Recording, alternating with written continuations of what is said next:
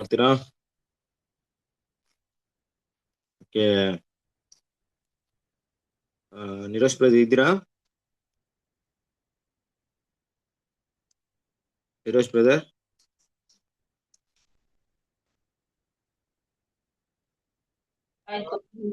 Brother ಇಲ್ಲ brother. ಇಲ್ವಾ? Okay, ಸರಿ ತಂಗಿ ಇರ್ಲಿ. ಮತ್ತೆ ಈ ಮುತ್ತುರಾಜ್ ಬ್ರದರ್ ಇದ್ದೀರಾ? ಸರ್ ಇದು ಜರ್ನಿಯಲ್ಲಿ. Okay okay, no problem.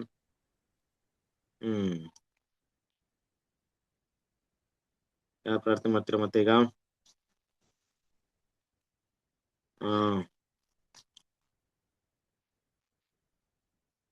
Sisters ಅಲ್ಲಿ ಯಾರು ಪ್ರಾರ್ಥನೆ ಮಾಡ್ತೀರಾ?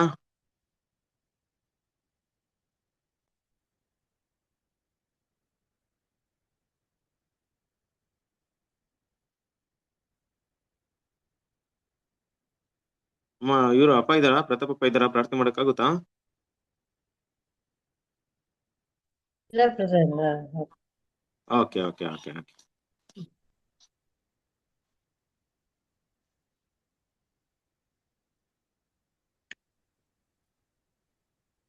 ಕಮಲಮ್ಮ ಸಿಸ್ಟರ್ ಪ್ರಾರ್ಥನೆ ಮಾಡ್ತೀರಾ?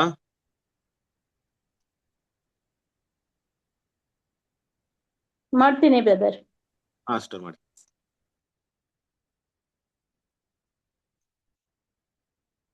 ನಮ್ಮನ್ನ ಬಹಳವಾಗಿ ಪ್ರೀತಿ ಮಾಡಿದ ನಮ್ಮ ಪರಲೋಕದಲ್ಲಿರುವ ನಮ್ಮ ತಂದೆಯಾದ ದೇವರೇ, ಭೂಮಿ ಆಕಾಶವನ್ನು ಉಂಟು ಮಾಡಿ ಅದರಲ್ಲಿರುವಂಥ ಎಲ್ಲ ಸಮಸ್ತಗಳನ್ನು ಉಂಟು ಮಾಡಿದ ನಮ್ಮ ತಂದೆಯಾದ ದೇವರೇ, ನಿಮಗೆ ವಂದನೆ ಸ್ತೋತ್ರ ಮಾಡ್ತೇವಪ್ಪ. ಬೆಳಗ್ಗೆಯಿಂದ ಇದುವರೆಗೂ ನಮ್ಮನ್ನ ಕಾಯ್ದು ಕಾಪಾಡಿದ್ದೀರಾ. ಈ ಒಂದು ಸಮಯದಲ್ಲೂ ನಿಮ್ಮ ಒಂದು ಸನ್ನಿಧಾನಕ್ಕೆ ನಾವೆಲ್ಲರೂ ಒಟ್ಟಾಗಿ ಕೂಡಿ ಬರ್ಲಿಕ್ಕೆ ಕೃಪೆ ಕೊಟ್ಟಿದ್ದೀರಾ ಸ್ವಾಮಿ. ಅದಕ್ಕಾಗಿ ಸ್ತೋತ್ರ ಮಾಡ್ತೀವಪ್ಪ. ನಾವು ಈಗ ಓದುವಂಥ ವಾಕ್ಯಗಳನ್ನಪ್ಪ ಎಲ್ಲರೂ ಕೇಳಿ ಅದನ್ನ ಗ್ರಹಿಸ್ಕೊಂಡು ಅಪ್ಪ ನಾವು ಗ್ರಹಿಸುವಂತೆ ಕೃಪೆ ಮಾಡು. ಎಲ್ಲರೂ ಎಲ್ಲ ಸೋದರ ಸೋದರಿಯನ್ನು ಕೂಡ ಎಲ್ಲರನ್ನೂ ಆಶೀರ್ವದಿಸಿ ಈ ಒಂದು ನಮಗೆ ಹೇಳಿಕೊಡುವಂಥ ಬ್ರದರ್ ಅವ್ರನ್ನ ಆಶೀರ್ವಾದ ಮಾಡಿ. ತಂದೆ ಆದ ದೇವರೇ, ಈ ಸಮಯದಲ್ಲಿ ಈ ಒಂದು ಕೂಟದಲ್ಲಿ ಕೊನೆಯಿಂದ ಆದಿಯಿಂದ ಅಂತ್ಯದವರೆಗೂ ನೀವಿದ್ದು ನಡೆಸ್ಕೊಡ್ಬೇಕೆಂದು ಪ್ರಾರ್ಥಿಸ್ತೇವೆ ಸ್ವಾಮಿ. ಎಲ್ಲ ಸೋದರ ಸೋದರಿಯರು ಬರದೇ ಇರುವಂಥವ್ರು ಕೂಡ ಬಂದು ಸೇರುವಂತೆ ಕೃಪೆ ಮಾಡಬೇಕೆಂದು ಪ್ರಾರ್ಥಿಸ್ತೇವಪ್ಪ. ತಂದೆಯಾದ ದೇವರೇ, ಸರ್ವಶಕ್ತನೇ ಅಪ್ಪ ಸದಮಲ ಸ್ವಾಮಿ, ನಿಮಗೆ ವಂದನೆ ಸ್ತೋತ್ರ ಮಾಡ್ತಾ ಈ ಒಂದು ಪುಟ್ಟ ಪ್ರಾರ್ಥನೆಯನ್ನ ನಿಮ್ಮ ಮಗನೂ ರಕ್ಷಕನೂ ವಿಮೋಚಕನೂ ಆಗಿರುವ ನಮ್ಮ ಯೇಸು ಕ್ರಿಸ್ತರ ಪರಿಶುದ್ಧ ನಾಮದಲ್ಲಿ ಬೇಡಿದ್ದೇವೆ. ಆಮೇನ್. ಆಮೇನ್. Thank you. ಕ್ರಿಸ್ತನಲ್ಲಿ ಪ್ರೀತಿಯ ಸಹೋದರ ಸಹೋದರಿಯರೇ, ನಿಮ್ಮೆಲ್ಲರಿಗೂ ತಂದೆಯಾದ ದೇವರಿಂದಲೂ ಕರ್ತನಾದ ಯೇಸು ಕ್ರಿಸ್ತನ ಮೂಲಕ ಕೃಪೆಯು ಶಾಂತಿ ಉಂಟಾಗಲಿ. ಪ್ರೀತಿಯ ಸಹೋದರ ಸಹೋದರಿಯರೇ, ದೇವರ ಕೃಪೆಯಿಂದ ದೇವರು ಇಂದಿನ ದಿನದವರೆಗೂ ದೇವರ ವಾಕ್ಯವನ್ನ, ದೇವರ ಸತ್ಯ ವಿಷಯಗಳನ್ನ ಕೇಳುವಂತ ಒಂದು ಅವಕಾಶವನ್ನು ನಮಗೆ ಮಾಡಿಕೊಟ್ಟಿದ್ದಾರೆ. ಹಾಗಾಗಿ ದೇವರ ಮಕ್ಕಳು, ಇವತ್ತು ನಾವು ನೋಡ್ತಿರುವಂತಹ ಒಂದು ಪಾಠ ರೋಮಪುರದವರಿಗೆ ಬರೆದಂತ ಪತ್ರಿಕೆಯ ಮುಂದುವರೆದಂತ ಭಾಗವನ್ನು ನೋಡಕ್ಕೆ ಹೋಗ್ತಿದ್ದೇವೆ. ಹೌದು ಕ್ರಿಸ್ತನಲ್ಲಿ ಪ್ರೀತಿಯ ಸಹೋದರರೇ, ಇಲ್ಲಿವರೆಗೂ ನಾವು ನೋಡಿದಂತ ಅನೇಕ ಭಾಗಗಳಲ್ಲಿ ತುಂಬಾ ಮುಖ್ಯವಾದಂತಹ ಒಂದು ಭಾಗಕ್ಕೆ ಬಂದಿದ್ದೀವಿ. ಲಾಸ್ಟ್ ವೀಕ್ ನಮ್ಗೆ ಕೆಲವೊಂದು ಕಾರಣಾಂತರಿಂದ ಅದನ್ನ ಮುಂದುವರ್ಸಕ್ಕಾಗಿಲ್ಲ. ಇವತ್ತು ನಾವು ಅದರ ಮುಖ್ಯವಾದ ಭಾಗವನ್ನ ನೋಡಕ್ ಹೋಗ್ತಿದ್ವಿ. ನಾವು ಹಿಂದೆ ನೋಡಿದಂತ ಒಂದು ವಿಷಯ ಏನಪ್ಪ ನೋಡಿದಾಗ, ರೋಮಪುರದವರಿಗೆ ಬರೆದಂತ ಪತ್ರಿಕೆ 8ನೇ ಅಧ್ಯಾಯ 1 ಮತ್ತು 2 ವಾಕ್ಯಗಳನ್ನ ನಾವು ಗಮನದಲ್ಲಿ ಇಟ್ಟು ನೋಡಿದ್ವಿ ಅಲ್ವಾ? ಆದ್ರಿಂದ ಕ್ರಿಸ್ತ ಯೇಸುವಿನಲ್ಲಿ ಇರುವವರಿಗೆ ಅಪರಾಧ ನಿರ್ಣಯವು ಈಗ ಇಲ್ಲವೇ ಇಲ್ಲ ಅನ್ನುವಂಥ ವಿಷಯವನ್ನ ನೋಡಿದ್ವಿ. ಯಾಕೆ ಅಪರಾಧ ನಿರ್ಣಯವು ಇಲ್ಲ ಅನ್ನುವಂಥ ವಿಷಯವನ್ನ ಕೂಡ ನಾವು ಸ್ವಲ್ಪ ಮಟ್ಟಿಗೆ ಎಲ್ಲ ಅರ್ಥ ಮಾಡ್ಕೊಂಡಿದ್ವಿ. ಮುಂದುವರೆದು ನೋಡ್ಬೇಕಾದ್ರೆ, ಯಾಕಂದ್ರೆ ಜೀವನುಂಟು ಮಾಡುವಂತ ಪವಿತ್ರಾತ್ಮನಿಂದ ನಿಯಮವು ನಿನ್ನನ್ನು ಪಾಪ ಮರಣಗಳಿಗೆ ಕಾರಣವಾದ ನಿಯಮದಿಂದ ಕ್ರಿಸ್ತ ಯೇಸುವಿನ ಮೂಲಕ ಬಿಡಿಸಿತು ಅನ್ನೋ ವಿಷಯವನ್ನ ನಾವು ನೋಡಿದ್ವಿ. ಅಂದ್ರೆ ನಾವ್ಯಾರು ಕೂಡ ಧರ್ಮಶಾಸ್ತ್ರಕ್ಕೆ ಅಧೀನರಿಲ್ಲ ಅನ್ನುವಂಥ ವಿಷಯವನ್ನ 1 ಮತ್ತು 2 ವಾಕ್ಯಗಳಲ್ಲಿ ನಾವು ನೋಡಿದ್ವಿ. ಈಗ ನಾವು ಎಷ್ಟನೇ ವಾಕ್ಯ ನೋಡ್ಬೇಕಾಗಿದೆ? 3ನೇ ವಾಕ್ಯ ಬ್ರದರ್. 8:3. ಎಷ್ಟನೇ ಭಾಗವಿದೆ ನಾವು ನೋಡ್ಬೇಕಾಗಿರೋ ಭಾಗ? 58 ಬ್ರದರ್. 58 ಇದೆಯಾ? ಓಕೆ, ಸ್ವಲ್ಪ ಏನಾದ್ರು ಕ್ಷಮಿಸ್ಬಿಡ್ರಿ, ಇರ್ಲಿ. ಲಾಸ್ಟ್ ಟೈಮ್ ಏನೋ ಸ್ವಲ್ಪ ಮಿಸ್ ಆಗಿರ್ಬೇಕು. ಓಕೆ, ಕ್ರಿಸ್ತನಲ್ಲಿ ಪ್ರೀತಿಯ ಸಹೋದರರೇ, ಆ ಒಂದು 8ನೇ ಅಧ್ಯಾಯ 3ನೇ ವಾಕ್ಯವನ್ನ ನಾವು ಓದೋಣ ಈಗ. ಧರ್ಮಶಾಸ್ತ್ರವು ನಮ್ಮ ಶರೀರ ಅಧೀನ ಸ್ವಭಾವದ ನಿಮಿತ್ತ ನಿರ್ಬಲವಾಗಿಯೂ ಯಾವ ಕೆಲಸವನ್ನು ಮಾಡಲಾರದೆ ಇತ್ತು. ಅದನ್ನು ದೇವರೇ ಮಾಡಿದ್ದನು. ಯಾಕಂದರೆ ಆತನು ಪಾಪ ನಿರ್ಣಯಗಳಿಗೆ ತನ್ನ ಮಗನನ್ನು ಪಾಪಾಧೀನವಾದ ನರಭಾವದ ರೂಪದಲ್ಲಿ ಕಳಿಸಿಕೊಟ್ಟು ನರಭಾವದಲ್ಲಿಯೇ ಪಾಪಕ್ಕೆ ಮರಣದಂಡನೆಯನ್ನು ವಿಧಿಸಿದನು. ಓಕೆ, ಕ್ರಿಸ್ತನಲ್ಲಿ ಪ್ರೀತಿಯ ಸಹೋದರರೇ, ಈ ರೋಮಪುರದವರಿಗೆ ಬರೆದಂತ ಪತ್ರಿಕೆ 8ನೇ ಅಧ್ಯಾಯ 3ನೇ ವಾಕ್ಯ ನಿಮ್ಮ ಸತ್ಯವೇದದಲ್ಲಿ ಅಂಡರ್ಲೈನ್ ಮಾಡ್ಕೊಳ್ಳಿ. ತುಂಬಾ ಮುಖ್ಯವಾದಂತ ಒಂದು ವಾಕ್ಯ, ಅದರ ಅರ್ಥವನ್ನು ಗಮನಿಸೋಣ.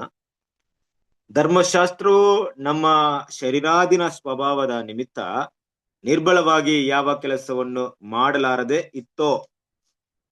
ಹಾಗೆ ನೋಡ್ಬೇಕಾದ್ರೆ ಈ ಒಂದು ಮಾತನ್ನ ಇಬ್ರಿಯದವರಿಗೆ ಇಲ್ಲವೇ ಇಸ್ರೇಲ್ ಜನರಿಗೆ ಅಪೋಸ್ತಲ ಪಾಲ್ ಹೇಳುವಂತ ಹೇಳಿಕೆಯಾಗಿದೆ ಅಂತ ಮೊದಲು ನಾವು ತಿಳ್ಕೊಬೇಕು. ಯಾಕಂದ್ರೆ ಧರ್ಮಶಾಸ್ತ್ರಕ್ಕೆ ಅಧೀನರಾದವರ ಕುರಿತಾಗಿ ಮಾತಾಡ್ತಾ ಇದ್ದಾರೆ. ಈಗ ಧರ್ಮಶಾಸ್ತ್ರವನ್ನ ಪಡೆದಿರುವಂತ ದೇವರ ಜನರು ಇಲ್ಲವೇ ಇಸ್ರೇಲಿಯರು ಆ ಧರ್ಮಶಾಸ್ತ್ರವನ್ನ ನೆರವೇರಿಸಕ್ಕೆ ಸಾಧ್ಯವಾಗದಿರುವಂತ ಒಂದು ವಿಷಯ ಏನಪ್ಪಾ ಅಂದ್ರೆ ಶರೀರಾಧೀನ ಸ್ವಭಾವ, ಅದರ ನಿರ್ಬಲೆ ಕಾರಣದಿಂದ ಆ ಒಂದು ಕೆಲಸವನ್ನ ಮಾಡಕ್ಕಾಗಲಿಲ್ಲ. ಅಂದ್ರೆ ಅದನ್ನ ಪೂರೈಸಕ್ಕೆ, ಅದನ್ನ ಮಾಡಿ ಮುಗಿಸಕ್ಕೆ ಆಗಲಿಲ್ಲ. ಅದನ್ನ ತಮ್ಮ ಜೀವನದಲ್ಲಿ ಅಳವಡಿಸ್ಕೊಂಡು ದೇವರು ಎದುರು ನೋಡುವಂತ ಆ ನೀತಿಯನ್ನ ಪಡ್ಕೊಳ್ಳಕ್ಕೆ ಆಗ್ಲಿಲ್ಲ. ಇದರಲ್ಲಿರುವಂತ 2 ಭಾಗವನ್ನ ನೋಡಕ್ಕಿಂತ ಮೊದಲನೇದಾಗಿ ಈ ಮಾಡಲಾರದೆ ಇತ್ತೋ ಅನ್ನೋಂತ ಒಂದು ವಿಷಯವನ್ನ ನಾವು ಸ್ವಲ್ಪ ಗ್ರಹಿಸ್ಕೊಳ್ಳಕ್ಕೆ ಪ್ರಯತ್ನ ಪಡೋಣ. ಈಗಾಗಲೇ ತುಂಬಾ ವಿಷಯವನ್ನ ನಾವು ಸ್ಟಡಿ ಮಾಡಿದ್ದೀವಿ ಧರ್ಮಶಾಸ್ತ್ರದ ಕುರಿತಾಗಿ. ಧರ್ಮಶಾಸ್ತ್ರ ಅನ್ನುವಂತ ಒಂದು ದೇವರು ಕೊಟ್ಟಂತ ಆಜ್ಞೆಗಳು, ನೀತಿ ನಿಯಮಗಳು ಮನುಷ್ಯರ ಒಂದು ಸ್ವಭಾವದಲ್ಲಿ ಅದನ್ನ ನೆರವೇರಿಸಕ್ಕೆ ಯಾಕೆ ಸಾಧ್ಯತೆ ಇಲ್ಲ ಅನ್ನುವಂತ ವಿಷಯವನ್ನ ನಾವು ತುಂಬಾ ಸ್ಟಡಿ ಮಾಡಿದ್ವಿ. ಅದರ ಮನಸ್ಸಲ್ಲಿ ಇಟ್ಕೊಳ್ಳೋಣ, ಅದು ಈ ಪಾಠಕ್ಕೆ ತುಂಬಾ ಉಪಯೋಗವಾಗುತ್ತೆ. ಕ್ರಿಸ್ತನಲ್ಲಿ ಪ್ರೀತಿಯ ಸಹೋದರರೇ, ಈ ವಾಕ್ಯವನ್ನ ಸ್ವಲ್ಪ ನಾವು ಸ್ಟಡಿ ಮಾಡೋಕ್ಕಿಂತ ಮೊದಲು ಒಂದು ವಿಷಯವನ್ನ ಮನಸ್ಸಲ್ಲಿ ಇಟ್ಕೊಳ್ಳೋಣ, ಅವಾಗ ತುಂಬಾ ನಮ್ಗೆ ಇದು ಪ್ರಯೋಜನವಾಗಿರುತ್ತೆ.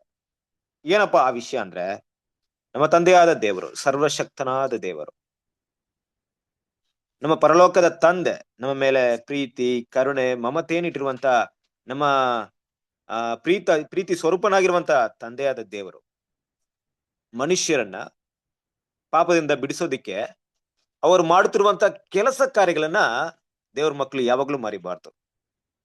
ಆ ಕೆಲಸ ಕಾರ್ಯ ಅಂದಾಗ ಆ ರಿಸ್ಕ್, ಅದರಲ್ಲಿರುವಂತ ಪರಿಶ್ರಮ ಇದೆಯಲ್ಲ, ಹೇಗಾದ್ರೂ ಪಾಪದಿಂದ ಈ ಮನುಕುಲವನ್ನ ಬಿಡಿಸ್ಬೇಕು ಅನ್ನುವಂತ ದೇವರ ಯೋಜನೆ ಇದೆಯಲ್ಲ, ಆ ಯೋಜನೆ, ಇಡೀ ಯೋಜನೆ, entire divine plan of ages, entire divine plan of god, ದೇವರ ಸಂಪೂರ್ಣ ಯೋಜನೆ, ದೇವರ ಮಕ್ಕಳು ದೇವರು ಕೊಟ್ಟಿರುವಂತ ಪವಿತ್ರಾತ್ಮದ ಮೂಲಕ ದೃಷ್ಟಿಸುವುದಾದ್ರೆ, ಅದನ್ನ ದಿಟ್ಟಿಸಿ ನೋಡುವುದಾದ್ರೆ, ದೇವರ ಅಗಾಧವಾದ ಪ್ರೀತಿ ಅದರಲ್ಲಿ ವ್ಯಕ್ತವಾಗುತ್ತೆ. ಈ ವಾಕ್ಯದಲ್ಲಿ ಕೂಡ ಅದನ್ನೇ ನೋಡಬಹುದು. ಒಂದು ವಿಷಯ ಆಗ್ತಾ ಇಲ್ಲ ಅಂತ ದೇವ್ರ ನೀತಿ ಸುಮ್ಮನೆ ಇರ್ಲಿಲ್ಲ, ಬದಲಾಗಿ ದೇವ್ರು ಬೇರೊಂದು ಕೆಲಸವನ್ನು ಮಾಡ್ತಾರೆ. ಏನಾಗ್ಲಿಲ್ಲ, ಯಾವುದಾಗ್ಲಿಲ್ಲ, ಯಾವ ಕೆಲಸ ಧರ್ಮಶಾಸ್ತ್ರದಿಂದ ಮಾಡಕ್ಕೆ ಆಗ್ಲಿಲ್ಲ. ನಾವು ಮೊದಲೇ ನೋಡಿದ್ವಿ, ಧರ್ಮಶಾಸ್ತ್ರದಿಂದ ನಾವು ನೀತಿವಂತರಾಗುವುದಿಲ್ಲ. ಯಾಕೆ? ನಾವು ರೋಮಪುರದವರಿಗೆ 3ನೇ ಅಧ್ಯಾಯ 20ನೇ ವಾಕ್ಯದಲ್ಲಿ ಓದ್ಬೇಕಾದ್ರೆ ವಾಕ್ಯವನ್ನು ಓದಿ.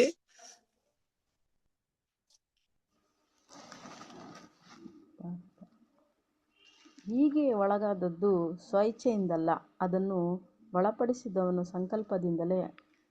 ಶಾಂತ ಮಿಸ್ಟರ್, ವಾಕ್ಯವನ್ನ ಗಮನಿಸಿ ಕೇಳ್ಕೊಳ್ರಿ. ರೋಮಪುರದವರಿಗೆ 3ನೇ ಅಧ್ಯಾಯ 20ನೇ ವಾಕ್ಯ. ಬ್ರದರ್, ಅದೇ ಓದಿದ್ ನಾನು.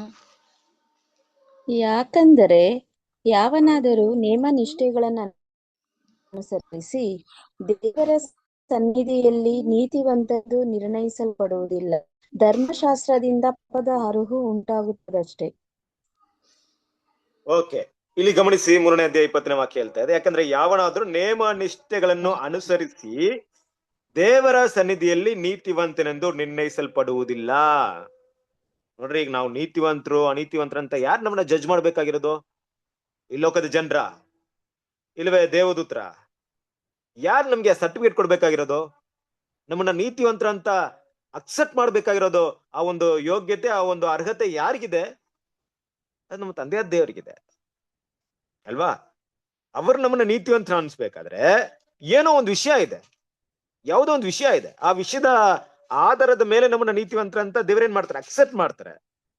ಆ ವಿಷಯದ ಆಧಾರದ ಮೇಲೆ ಅದನ್ನ ರಿಜೆಕ್ಟ್ ಮಾಡ್ತಾರೆ. ಈಗ ನಾವು ಪ್ರತಿಯೊಬ್ರು ದೇವರ ಮುಂದೆ ನೀತಿವಂತ ಆಗ್ಬೇಕಂತ ನಿಂತ್ಕೊಂಡಿರ್ಬೇಕಾದ್ರೆ ದೇವರು ನೀತಿವಂತರಾಗೋದಕ್ಕೆ ಏನು ನೀತಿ ನೇಮ ನಿಷ್ಠೆಗಳನ್ನ, ಏನೋ ಒಂದು ಉದ್ದೇಶಗಳನ್ನ, ಏನೋ ಒಂದು ಯೋಜನೆ ಇಟ್ಟಿದಾರ ಅನ್ನೋದನ್ನ ತಿಳ್ಕೊಳ್ಬೇಕು ಮೊದಲು. ಅಂದ್ರೆ ನಾನೇನೋ ಮಾಡ್ಬಿಟ್ಟು ನಾನು ನೀತಿವಂತರ ಅನ್ನೋದಲ್ಲ, ದೇವರು ಏನ್ ಇಟ್ಟಿದ್ದಾರೆ ಆಕ್ಚುಲಿ. ಯಾವ ವಿಷಯವನ್ನ ಮಾಡಿದ್ರೆ ದೇವರ ದೃಷ್ಟಿಯಲ್ಲಿ ನಾವು ನೀತಿವಂತರು ಅಂತ ಎಣಿಸ್ಕೊಳ್ತೀವಂತ ವಿಷಯಗಳನ್ನ ನಾವು ನೆನ್ಪಿಟ್ಕೊಬೇಕು. ಹೌದು, ದೇವ್ರು ಕೊಟ್ಟಂತ ಧರ್ಮಶಾಸ್ತ್ರ ಅದೇ ಉದ್ದೇಶಕ್ಕೆ ಇತ್ತು. ಕ್ರಿಸ್ತನ ದೇವ್ರು ಕೊಟ್ಟಂತ ಧರ್ಮಶಾಸ್ತ್ರ ಅದನ್ನು ಯಾರು ಅನುಸರಿಸಿ ನಡೀತಾರೋ ಅವರು ದೇವರ ಮುಂದೆ ನೀತಿವಂತರಾಗೋದಿಕ್ಕೆ ಅದು ಕೊಡಲ್ಪಟ್ಟಿತ್ತು. ಅದ್ರ ವಾಕ್ಯ ಇಲ್ಲಿ ಹೇಳ್ತಾ ಇದೆ, ಯಾಕೆಂದ್ರೆ ಯಾವನಾದ್ರೂ ನೇಮ ನಿಷ್ಠೆಗಳನ್ನ ಅನುಸರಿಸಿ ದೇವರ ಸನ್ನಿಧಿ ನೀತಿವಂತರೆಂದು ನಿರ್ಣಯಿಸಲ್ಪಡುವುದಿಲ್ಲ ಅಂತ ಯಾಕೆ ಹೇಳ್ತಾ ಇದೆ? ಗಮನಿಸ್ತಾ ಇದ್ದೀರಾ? ಒಂದು ವೇಳೆ ನೀತಿ ನೇಮ ನಿಷ್ಠೆಗಳನ್ನ ಅನುಸರಿಸಿದ್ರು ಕೂಡ ದೇವರು ನಮ್ಮನ್ನ ನೀತಿವಂತರಂತ ಎಣಿಸಲ್ಲ, ನಿರ್ಣಯಿಸಲ್ಲ ಅಂತ ಒಂದು ವಿಷಯ ಇರ್ಬೇಕಾದ್ರೆ ಯಾವ ಕಾರಣಕ್ಕೋಸ್ಕರ ದೇವರು ಧರ್ಮಶಾಸ್ತ್ರವನ್ನು ಕೊಟ್ಟರು ಹಾಗಾದ್ರೆ? ಅಲ್ವಾ? ನೋಡಿ, ಧರ್ಮಶಾಸ್ತ್ರ ವಿಷಯಗಳನ್ನ ನಾನು ಮೊದ್ಲೇ ಮಾತಾಡಿದ್ದೀನಿ. ನಮ್ಮ ಮನಸ್ಸಿಗೆ ಈ ವಿಷಯ ಬರ್ಬೇಕು. ಕೆಲವೊಂದು ವಿಷಯ ಟಫ್ ಆಗಿರ್ಬೇಕಾದ್ರೆ ಅದನ್ನ ತಿಳ್ಕೊಳ್ಳೋದಕ್ಕೆ ಪ್ರಯತ್ನ ಪಡ್ಬೇಕು. ಧರ್ಮಶಾಸ್ತ್ರವನ್ನ ಅನುಸರಿಸಕ್ಕೆ ಆಗಲ್ಲ ಅಂತ ಸತ್ಯವೇದ ಹೇಳಕ್ ಬದಲು ಧರ್ಮಶಾಸ್ತ್ರವನ್ನ ಅನುಸರಿಸಿದ್ರು ನೀತಿವಂತರಾಗಲ್ಲ ಅಂತ ಒಂದ್ ಕಡೆ ಹೇಳ್ತಾ ಇದೆ. ಇನ್ನೊಂದ್ ಕಡೆ ಏನ್ ಹೇಳ್ತಿದೆ? ನಮ್ಮ ನಿರ್ಬಲಾವಸ್ಥೆಯ ನಿಮಿತ್ತ ಧರ್ಮಶಾಸ್ತ್ರವನ್ನ ನಾವು ಮಾಡಕ್ಕಾಗ್ಲಿಲ್ಲ, ಅನುಸರಿಸಕ್ಕಾಗ್ಲಿಲ್ಲ ಅಂತ ಹೇಳ್ತಿದೆ. ಈ ವಿಷಯಗಳನ್ನ ನಾವು ಯಾವ ರೀತಿ ಅರ್ಥ ಮಾಡ್ಕೊಬೇಕಂದ್ರೆ, ದೇವ್ರ ಮಕ್ಕಳಲ್ಲಿ ನೋಡ್ರಿ, ದೇವ್ರು ಧರ್ಮಶಾಸ್ತ್ರವನ್ನ ಯಾವ ಉದ್ದೇಶಕ್ಕೋಸ್ಕರ ಕೊಟ್ರು ಅಂದ್ಬಿಟ್ಟು ಹಿಂದಿನ ಪಾಠಗಳನ್ನ ಓದಿದೀವಿ. ಯಾಕಂದ್ರೆ ಧರ್ಮಶಾಸ್ತ್ರದಿಂದ ಪಾಪದ ಅರ್ಹವು ಉಂಟಾಯ್ತು, ಪಾಪ ಏನಂತ ಗೊತ್ತಾಯ್ತು. ಆದ್ರೆ ಸಂಪೂರ್ಣವಾಗಿ ಧರ್ಮಶಾಸ್ತ್ರವನ್ನ ಫಾಲೋ ಮಾಡಿ ದೇವರ ಸನ್ನಿಧಿಯಲ್ಲಿ ನೀತಿವಂತರಾಗೋದಿಕ್ಕೆ ಆಗ್ತಾ ಇಲ್ಲ. ಇರ್ಬೋದು ಯಾರ ಕೆಲವರು ಅದನ್ನ ಅನುಸರಿಸಿರ್ಬೋದು, ಆದ್ರೂ ಕೂಡ ದೇವರು ಅವ್ರನ್ನ ನೀತಿವಂತರು ಅನ್ಸಲ್ಲ. ಆದ್ರೂ ಒಟ್ಟಾರೆಯಾಗಿ ಇಡೀ ಇಸ್ರೇಲ್ ಜನರ ಲೆಕ್ಕ ತಗೊಂಡಾಗ ಯಾರು ಕೂಡ ಧರ್ಮಶಾಸ್ತ್ರವನ್ನು ಅನುಸರಿಸಕ್ಕೆ ಆಗ್ಲಿಲ್ಲ. ಈಗ ನಮ್ಮ ಕಣ್ಣು, ನಮ್ಮ ಮನಸ್ಸು ಎಲ್ಲಾ ಕಡೆ ಧರ್ಮಶಾಸ್ತ್ರವನ್ನ ಅನುಸರಿಸುವಂತ ಇಸ್ರೇಲ್ ಜನರನ್ನ ನೋಡ್ದೆ ನಮ್ಮನ್ನೇ ನೋಡ್ಕೊಳ್ಳೋಣ.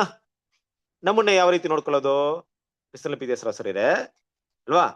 ಸೊ ನಮ್ಮನ್ನ ಯಾವ ರೀತಿ ನಾವು ಅರ್ಥ ಮಾಡ್ಕೊಳ್ಳೋ ಅಂತ ನೋಡ್ಬೇಕಾದ್ರೆ ದೇವರು ಬಯಸುವ ನೀತಿ ಯಾವುದಂತ ಮೊದಲು ನಾವು ಅರ್ಥ ಮಾಡ್ಕೋಬೇಕು. ಅಂದ್ರೆ ದೇವರು ಯಾವುದನ್ನ ನೀತಿ ಅಂತ ಕರೀತಾ ಇದ್ರೆ ಆ ನೀತಿನ ಯಾಕೆ ನಮ್ ಕೈಯಲ್ಲಿ ಮಾಡಕ್ಕಾಗ್ತಿಲ್ಲ? ಆ ನೀತಿ ಏನೋ ಅಷ್ಟು ಉನ್ನತವಾದದ್ದ? ನಮ್ಗೆ ಗೊತ್ತಿರೋಂತ ವಿಷಯ ಇದೇನು ಹೊಸದಲ್ಲ. ಇಲ್ಲಿ ಈ ವಾಕ್ಯವನ್ನ ನಾವು ಅರ್ಥ ಮಾಡ್ಕೊಳ್ಳೋಕೋಸ್ಕರ ಮತ್ತೆ ಈ ರಿಪೀಟ್ ಆಗ್ತಿದೆ ಈ ವಾಕ್ಯ ಇಲ್ಲಿ, ಅಲ್ವಾ? ಮೇ ಬಿ ಹಲವು ಬಾರಿ ರಿಪೀಟ್ ಆಗೋದ್ರಿಂದ ನಮ್ಗೇನು ಅದನ್ನು ಕಷ್ಟ ಅಲ್ಲ, ಯಾಕಂದ್ರೆ ಮತ್ತೆ ಅದು ನಮ್ಗೆ ಸ್ಪಷ್ಟವಾಗಿ ಅರ್ಥವಾಗುತ್ತೆ. 1 ಯೋಹಾನ 3ನೇ ಅಧ್ಯಾಯ 4ನೇ ವಾಕ್ಯ ಹೇಳ್ತಾ ಇದೆ, ಪಾಪ ಮಾಡುವ ಪ್ರತಿಯೊಬ್ಬನು ಅಧರ್ಮವನ್ನು ಮಾಡುವನಾಗಿದ್ದಾನೆ, ಪಾಪವು ಅಧರ್ಮವೇ. ಅಂದ್ರೆ ಇಲ್ಲಿ ಏನಪ್ಪಾ ಹೇಳ್ತಿದೆ? ಅಧರ್ಮ ಅನ್ನೋದು ಏನಪ್ಪಾ ಅಂದ್ರೆ ದೇವ್ರ ಮಕ್ಳು ಎಲ್ರಿಗೂ ಗೊತ್ತಿದೆ, ಧರ್ಮಶಾಸ್ತ್ರವನ್ನ ಮೀರಿ ನಡೆಯೋದು. ಧರ್ಮ ಯಾರಿಂದ ಬಂದಿದೆ?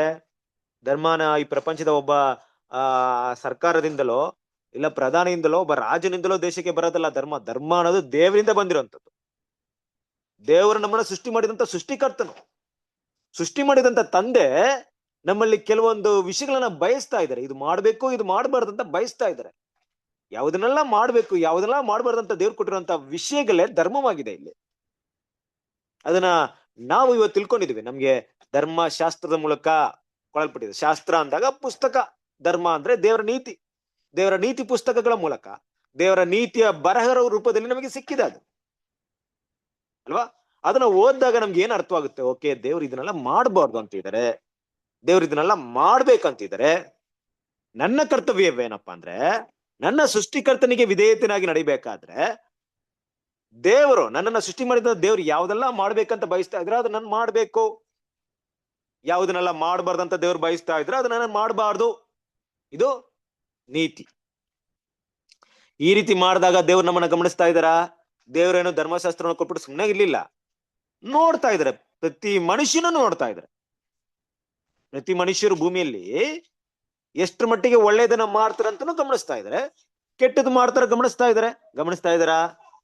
ನಾವು ಇಸ್ರೇಲ್ ಜನರು ಇರ್ಬೋದು, ಅನ್ಯ ಜನಾಂಗದವರು ಇರ್ಬೋದು, ಏನೂ ಇಲ್ಲದ ಕಡೆಗಿರುವಂತ ಒಂದು ಪ್ರಪಂಚದ ದೇಶದಲ್ಲಿ ಈ ಮೂಲೆಯಲ್ಲಿರುವಂತ ಒಂದು ಆಫ್ರಿಕಾ ಖಂಡನ ಬೇರೆ ಯಾವುದೇ ದೇಶದಲ್ಲಿ ಬದುಕಿರುವಂತ ಪ್ರತಿಯೊಬ್ಬ ಮನುಷ್ಯನನ್ನು ಗಮನಿಸ್ತಾ ಇದ್ದಾರೆ. ಬುದ್ಧಿವಂತವಿಲ್ಲ ಪ್ರತಿಯೊಂದು ಮನುಷ್ಯನನ್ನು ಗಮನಿಸ್ತಾ ಇದ್ದಾರೆ. ಏನಂತ ಗಮನಿಸ್ತಾ ಇದ್ದಾರೆ?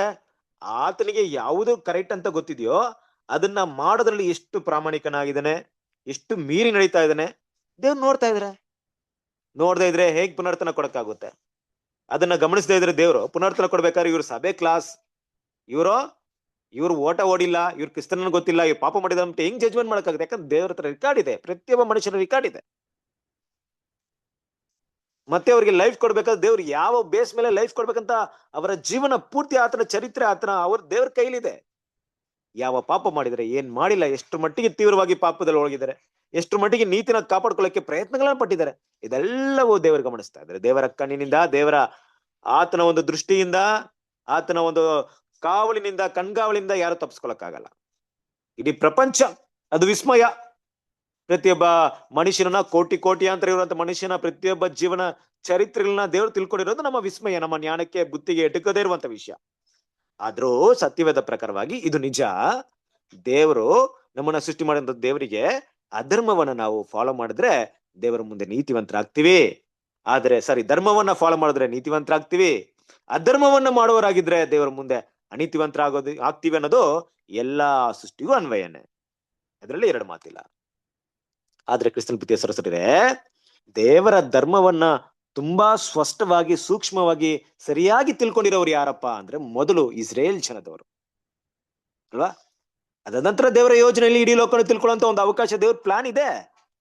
ಆದ್ರೆ ಅದರ ಮೊದಲ ಅವಕಾಶ ಯಾರಿಗೆ ಸಿಕ್ತು ಅಂತ ನೋಡ್ಬೇಕಾದ್ರೆ ಇಸ್ರೇಲ್ ಜನರಿಗೆ. ಧರ್ಮ ಅಂದ್ರೆ ಏನು, ಅಧರ್ಮ ಅಂದ್ರೆ ಏನು ಅನ್ನುವಂತ ಪ್ರತಿಯೊಂದು ವಿಷಯನ ಆಯ್ತು ಅವ್ರಿಗೆ ಗೊತ್ತಾಯ್ತು ಅಲ್ವಾ? ಅವ್ರಿಗೆ ಇದು ನೀತಿ ಅಂತ ತಿಳಿಸಲ್ಪಟ್ಟಿತ್ತು. ಅವರಿಗೆ ಇಡೀ ಲೋಕದ ಮಟ್ಟಿಗೆ ಅದು ಸ್ಪಷ್ಟವಾಗಿ ಅನ್ವಯವಾಗಲ್ಲ. ಇದು ಇಸ್ರೇಲ್ ಜನರಿಗೆ ತುಂಬಾ ಸ್ಪಷ್ಟವಾಗಿ ಅನ್ವಯವಾಗುತ್ತೆ. ಯಾಕಂದ್ರೆ ದೇವರು ಸ್ವತಃ ತನ್ನ ಕೈ ಬೆರಳಿನ ಮೂಲಕ ತಾನೇ ಬರೆದೇನ್ ಮಾಡಿದ್ರು, ಧರ್ಮಶಾಸ್ತ್ರವನ್ನ ಕೊಟ್ಟಿದ್ರು. ಎಲ್ಲೋ ಯಾರೋ ಬಂದಲ್ಲ, ನಮ್ಮ ಭಾರತವನ್ನ ಸಂವಿಧಾನ ಶಿಲ್ಪಿ ಆಗಿರುವಂತ ಅಂಬೇಡ್ಕರ್ ಬರ್ಕೊಟ್ರಲ್ಲ, ಆ ರೀತಿ ಎಲ್ಲ ಬರ್ಕೊಡ್ಲಿಲ್ಲ.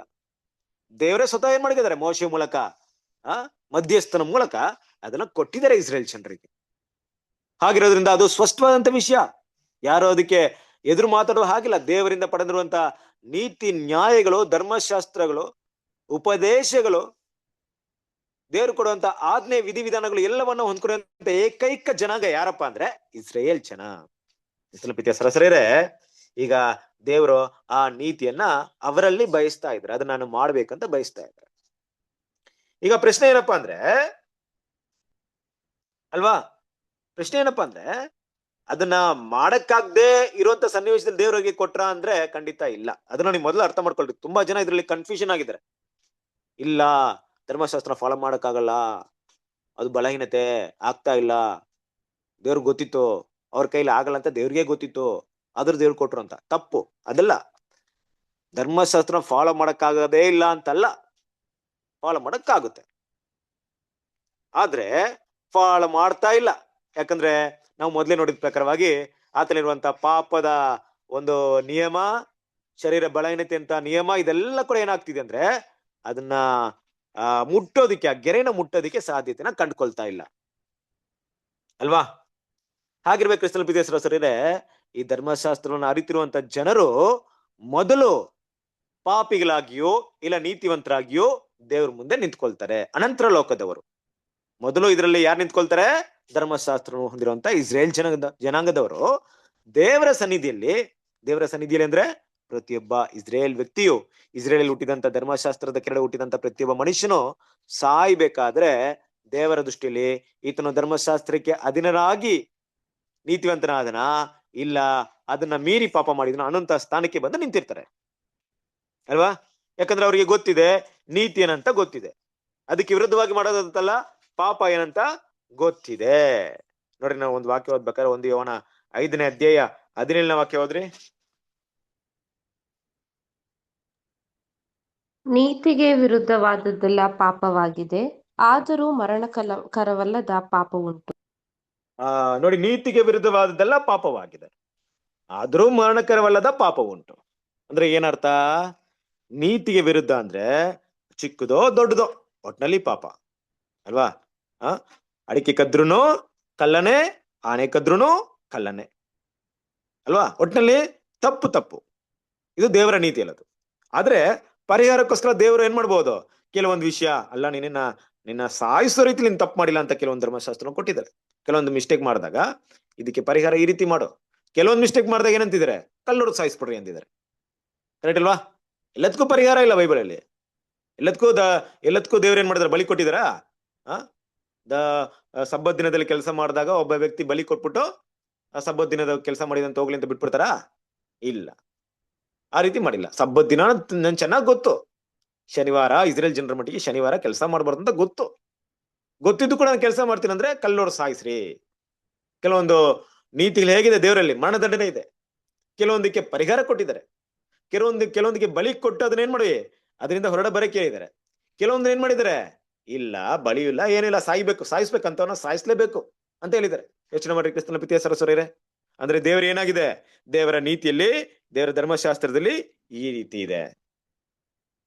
ಇಲ್ಲಿ ನಾವು ಗಮನಿಸಬೇಕಾಗಿರೋ ವಿಷಯ ಏನಪ್ಪಾ ಅಂದ್ರೆ, ಇಂತಹ ನೀತಿಯನ್ನು ಹೊಂದ್ಕೊಂಡಿರುವಂತ ಇಸ್ರೇಲ್ ಜನರು ಅಲ್ವಾ, ಈಗ ದೇವರವ್ರನ್ನ ಕ್ಷಮಿಸ್ಬೇಕು, ಇಲ್ಲ ಪಾಪ ಮಾಡಕ್ಕಾಗ್ತಿಲ್ಲ, ಅವ್ರ ಕೈಗೊಳ್ಳಕ್ಕಾಗ್ತಿಲ್ಲ, ಆ ಧರ್ಮಶಾಸ್ತ್ರ ಆಜ್ಞೆಗಳನ್ನ ಅದರಿಂದ ಅವ್ರು ಏನಾದ್ರೂ ಒಂದು ಪರಿಹಾರ ಹುಡುಕ್ಬೇಕು, ನಾನು ಕೊಡ್ಬೇಕು ಅಂತ ದೇವ್ರ ಏನಾದ್ರು ಪ್ಲಾನ್ ಮಾಡಕ್ ಮೊದ್ಲು ಆ ಪ್ರತಿಯೊಬ್ಬ ಧರ್ಮಶಾಸ್ತ್ರವನ್ನ ಪಡ್ಕೊಂಡಿರುವಂತ ಪ್ರತಿಯೊಬ್ಬ ಇಸ್ರೇಲ್ ಜನರ ಮನಸ್ಸಿನಲ್ಲೂ ಒಂದು ವಿಷಯ ಬರ್ಬೇಕು.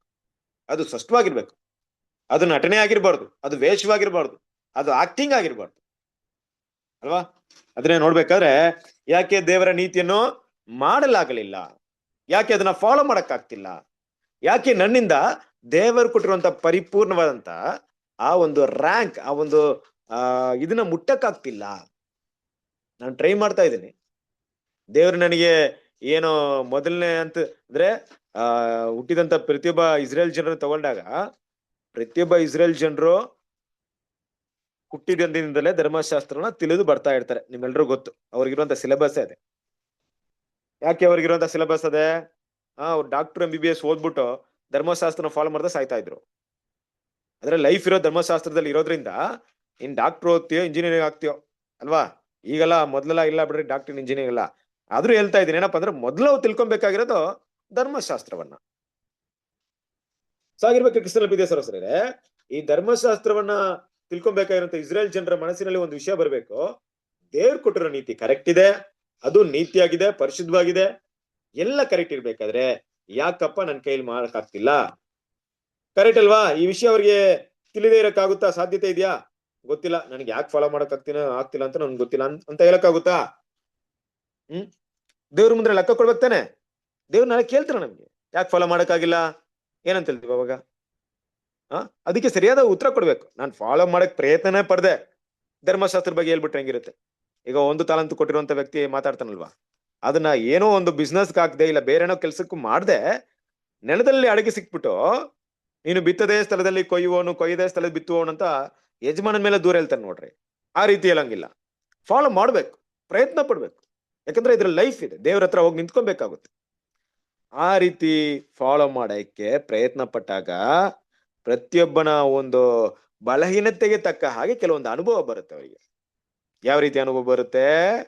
ರೋಮಪುರದವರಿಗೆ 7ನೇ ಅಧ್ಯಾಯ 5ನೇ ವಾಕ್ಯ.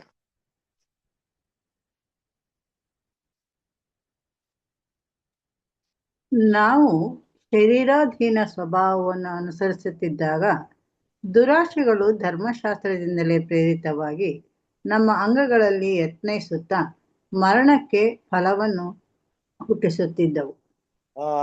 ನೋಡಿದ್ರ ಕ್ರಿಸ್ತನ ಪ್ರೀತಿಯ ಸಹೋದರರೇ, ಇದು ಏನಪ್ಪಾ, ಇದು 7ನೇ ಅಧ್ಯಾಯ 5ನೇ ವಾಕ್ಯ ಏನಪ್ಪಾ ಅಂದ್ರೆ, ಯಾರೊಬ್ರು ಧರ್ಮಶಾಸ್ತ್ರವನ್ನ ಅನುಸರಿಸಕ್ಕೆ ಪ್ರಯತ್ನ ಪಡ್ತಾರೋ ಅವರಿಗಾಗುವಂತ ಅನುಭವ, ಎಕ್ಸ್ಪೀರಿಯನ್ಸ್. ಅಪೊಸ್ತಲ ಪಾಲ್ ಬಂತಲ್ಲ ಈ ಎಕ್ಸ್ಪೀರಿಯನ್ಸ್, ನಾನು ಶರೀರಾಧನ ಸ್ವಭಾವದಲ್ಲಿ ಇದೀನಿ ಅಲ್ವಾ? ಸಾಗಿರ್ಬೇಕಾದ್ರೆ ಧರ್ಮಶಾಸ್ತ್ರದ ಮೂಲಕ ಆಶೆಗಳಿಂದ ಪ್ರೇರಿತನಾಗಿ ನನ್ನ ಅಂಗಾಂಗಗಳು ಏನ್ ಮಾಡ್ತೋ, ದೇವರಿಗೆ ಇಡಿಸಿರುವಂತ ಪಾಪವನ್ನು ಮಾಡಕ್ಕೆ ನನ್ನನ್ನ ಪ್ರೇರಣೆ ಮಾಡ್ತಾ ಇದೆ. ನಾನೇನೋ ಮಾಡ್ಬೇಕಂತ ಆಸೆ ಪಡ್ತಾ ಇದ್ದೇನೆ, ಮನಸ್ಸಿನಲ್ಲಿ ಮಾಡ್ಬೇಕಂತ ಆಸೆ ಇದೆ, ಶರೀರದಲ್ಲಿ ಪಾಪದ ಪ್ರಮಾಣವಿದೆ. ಇದು ನಮ್ಗೆ ಗೊತ್ತಾಗ್ಬೇಕು, ಎಲ್ಲಿ ಏನಿದೆ, ಏನಾಗ್ತಿದೆ. ನಾನು ಆಸೆನೇ ಪಡಲ್ಲ ಅಲ್ವಾ, ನಾನು ಪ್ರಯತ್ನನೇ ಪಡಲ್ಲ, ಸೋತೋಗೋದು ಆಮೇಲೆ.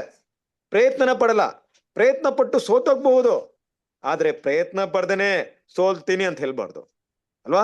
ದೇವ್ರಿಗೆ ಅದಿಡ್ಸಲ್ಲ. ಇಲ್ಲಿ ವಿಷಯ ಅಷ್ಟೇ, ಪ್ರತಿಯೊಬ್ಬ ವ್ಯಕ್ತಿಗೂ ಕೂಡ ಧರ್ಮಶಾಸ್ತ್ರ ಇದೇ ಒಂದು ವಿಷಯವನ್ನ ತಿಳಿಸ್ಕೊಡ್ಬೇಕು. ಇದನ್ನ ಅನುಭವದಲ್ಲಿ ತಿಳಿಬೇಕು. ಅವರು ದೇವರ ಮುಂದೆ ಅವರು ನಿರ್ದೋಷಿಗಳಾಗಿ, ಅಂದ್ರೆ ಪಾಪಿಗಳಾಗಿ ನಿಂತಿದ್ರು ಕೂಡ ಆ ಪಾಪದ ಒಂದು ಉದ್ದೇಶ ಏನಂತ ದೇವರಿಗೆ ತಿಳಿಸ್ಕೊಡ್ಬೇಕಾದ್ರೆ ಅವರು ಜೀವನದಲ್ಲಿ ಅದನ್ನ ಅಳವಡನೆ ಮಾಡ್ಬೇಕು. ಪ್ರಯತ್ನ ಪಟ್ಟು ಸೋತೋಗಿದ್ದಾಗ ಆಗ್ತಾ ಇಲ್ಲ ದೇವರೇ, ನನಗೆ ತುಂಬಾ ಆಸೆ ಇದೆ, ನನಗೆ ಧರ್ಮಶಾಸ್ತ್ರ ತುಂಬಾ ಇಷ್ಟ, ನಿನ್ನ ನೀತಿ ನಿಯಮಗಳು ನನಗೆ ತುಂಬಾ ಮೆಚ್ಚುಗೆ ಆಗಿದೆ, ತುಂಬಾ ಆಸೆ ಆಗಿದೆ, ಆದ್ರೆ ಯಾಕೋ ನನ್ನ ದೇಹದಲ್ಲಿ ಅದನ್ನ ನನ್ನ ಶರೀರದಲ್ಲಿ ಮಾಡಕ್ಕಾಗ್ತಿಲ್ಲ ಅಂತ ಏನ್ ಮಾಡ್ಬೇಕು? ದೇವರ ಮುಂದೆ ನಿಂತ್ಕೊಬೇಕು. ಕ್ರಿಸ್ತನ ಸರಸರೇ, ಇದೇ ಹಂತಕ್ಕೆ ಎಲ್ರು ಬರ್ಬೇಕು. ಎಲ್ರು ಅಂದ್ರೆ ಯಾರು? ಎಲ್ರು ಅಂದ್ರೆ ಧರ್ಮಶಾಸ್ತ್ರಕ್ಕೆ ಒಳಪಟ್ಟವರು ಮಾತ್ರ ಅಲ್ಲ, ಧರ್ಮಶಾಸ್ತ್ರ ಇಲ್ಲದ ಅನ್ಯ ಜನಾಂಗದವರು ಕೂಡ ದೇವರ ಬಳಿಗೆ ಬರ್ಬೇಕಾದ್ರೆ ಏನಂತ ಬರ್ಬೇಕು? ತಮಗೆ ಏನು ಒಳ್ಳೆಯದು ಅಂತ ಗೊತ್ತಿದೆಯೋ ಅದನ್ನ ಸಂಪೂರ್ಣವಾಗಿ ಮಾಡಕ್ಕಾಗ್ದಿರೋಂತ ಪರಿಸ್ಥಿತಿ ಇದ್ದಾಗ, ದೇವರ ವಾಕ್ಯದ ಮೂಲಕ ತಾವು ಪಾಪ ಮಾಡಿದೀವಿ ಅಂದಾಗ ಏನಂತ ಅನ್ಸ್ಬೇಕು ಅವ್ರಿಗೆ? ಅಯ್ಯೋ, ನನ್ ಕೈಲಿ ಆಗ್ತಾ ಇಲ್ಲ, ನಾನು ಪಾಪ ಮಾಡ್ಬಿಟ್ಟಿದೀನಿ ಅಂತ ಭಾವನೆ ಬರ್ಬೇಕು. ಮೊದಲು ಇದು ಇಸ್ರೇಲ್ ಜನರಿಗೆ ಬರ್ಬೇಕು. ಕರೆಕ್ಟ್ ಅಲ್ವಾ? ಸೊ ಬಂದಾದ್ಮೇಲೆ ದೇವ್ರೇನ್ ಮಾಡ್ತಾರೆ? ದೇವ್ರೇನ್ ಮಾಡ್ತಾರೆ ಅಂದ್ರೆ ಒಂದ್ ಮುಖ್ಯವಾದ ವಿಷಯವನ್ನ ಇಲ್ಲಿ ಹೇಳ್ತಾ ಇದಾರೆ ಅಲ್ವಾ? ಏನಪ್ಪಾ ಅಂದ್ರೆ, ಧರ್ಮಶಾಸ್ತ್ರವನ್ನು ಅನುಸರಿಸಿ ದೇವರ ಮುಂದೆ ಯಾರೂ ನೀತಿವಂತರಾಗಲ್ಲ. ನೀವು ಕೂಡ ಅನುಸರಿಸಕ್ಕೆ ಪ್ರಯತ್ನ ಪಟ್ಟಿದ್ದೀರಾ, ಆದ್ರೂ ನಿಮ್ ಕೈಲಾಗ್ಲಿಲ್ಲ. ಅದಕ್ಕೆ ಈಗ ನಾನು ಇನ್ನೊಂದು ಮಾರ್ಗವನ್ನ ನಾನು ಓಪನ್ ಮಾಡ್ತೀನಿ, ಇನ್ನೊಂದು ದಾರಿನ ಕೊಡ್ತೀನಿ. ಯಾವ ರೀತಿ ಅದು? ವಾಕ್ಯ 8ನೇ ಅಧ್ಯಾಯ 3ನೇ ವಾಕ್ಯ ಹೇಳ್ತಾ ಇದೆಯಾ? ಆ ವಾಕ್ಯ ಇನ್ನೊಂದ್ಸರಿ ಓದಿ.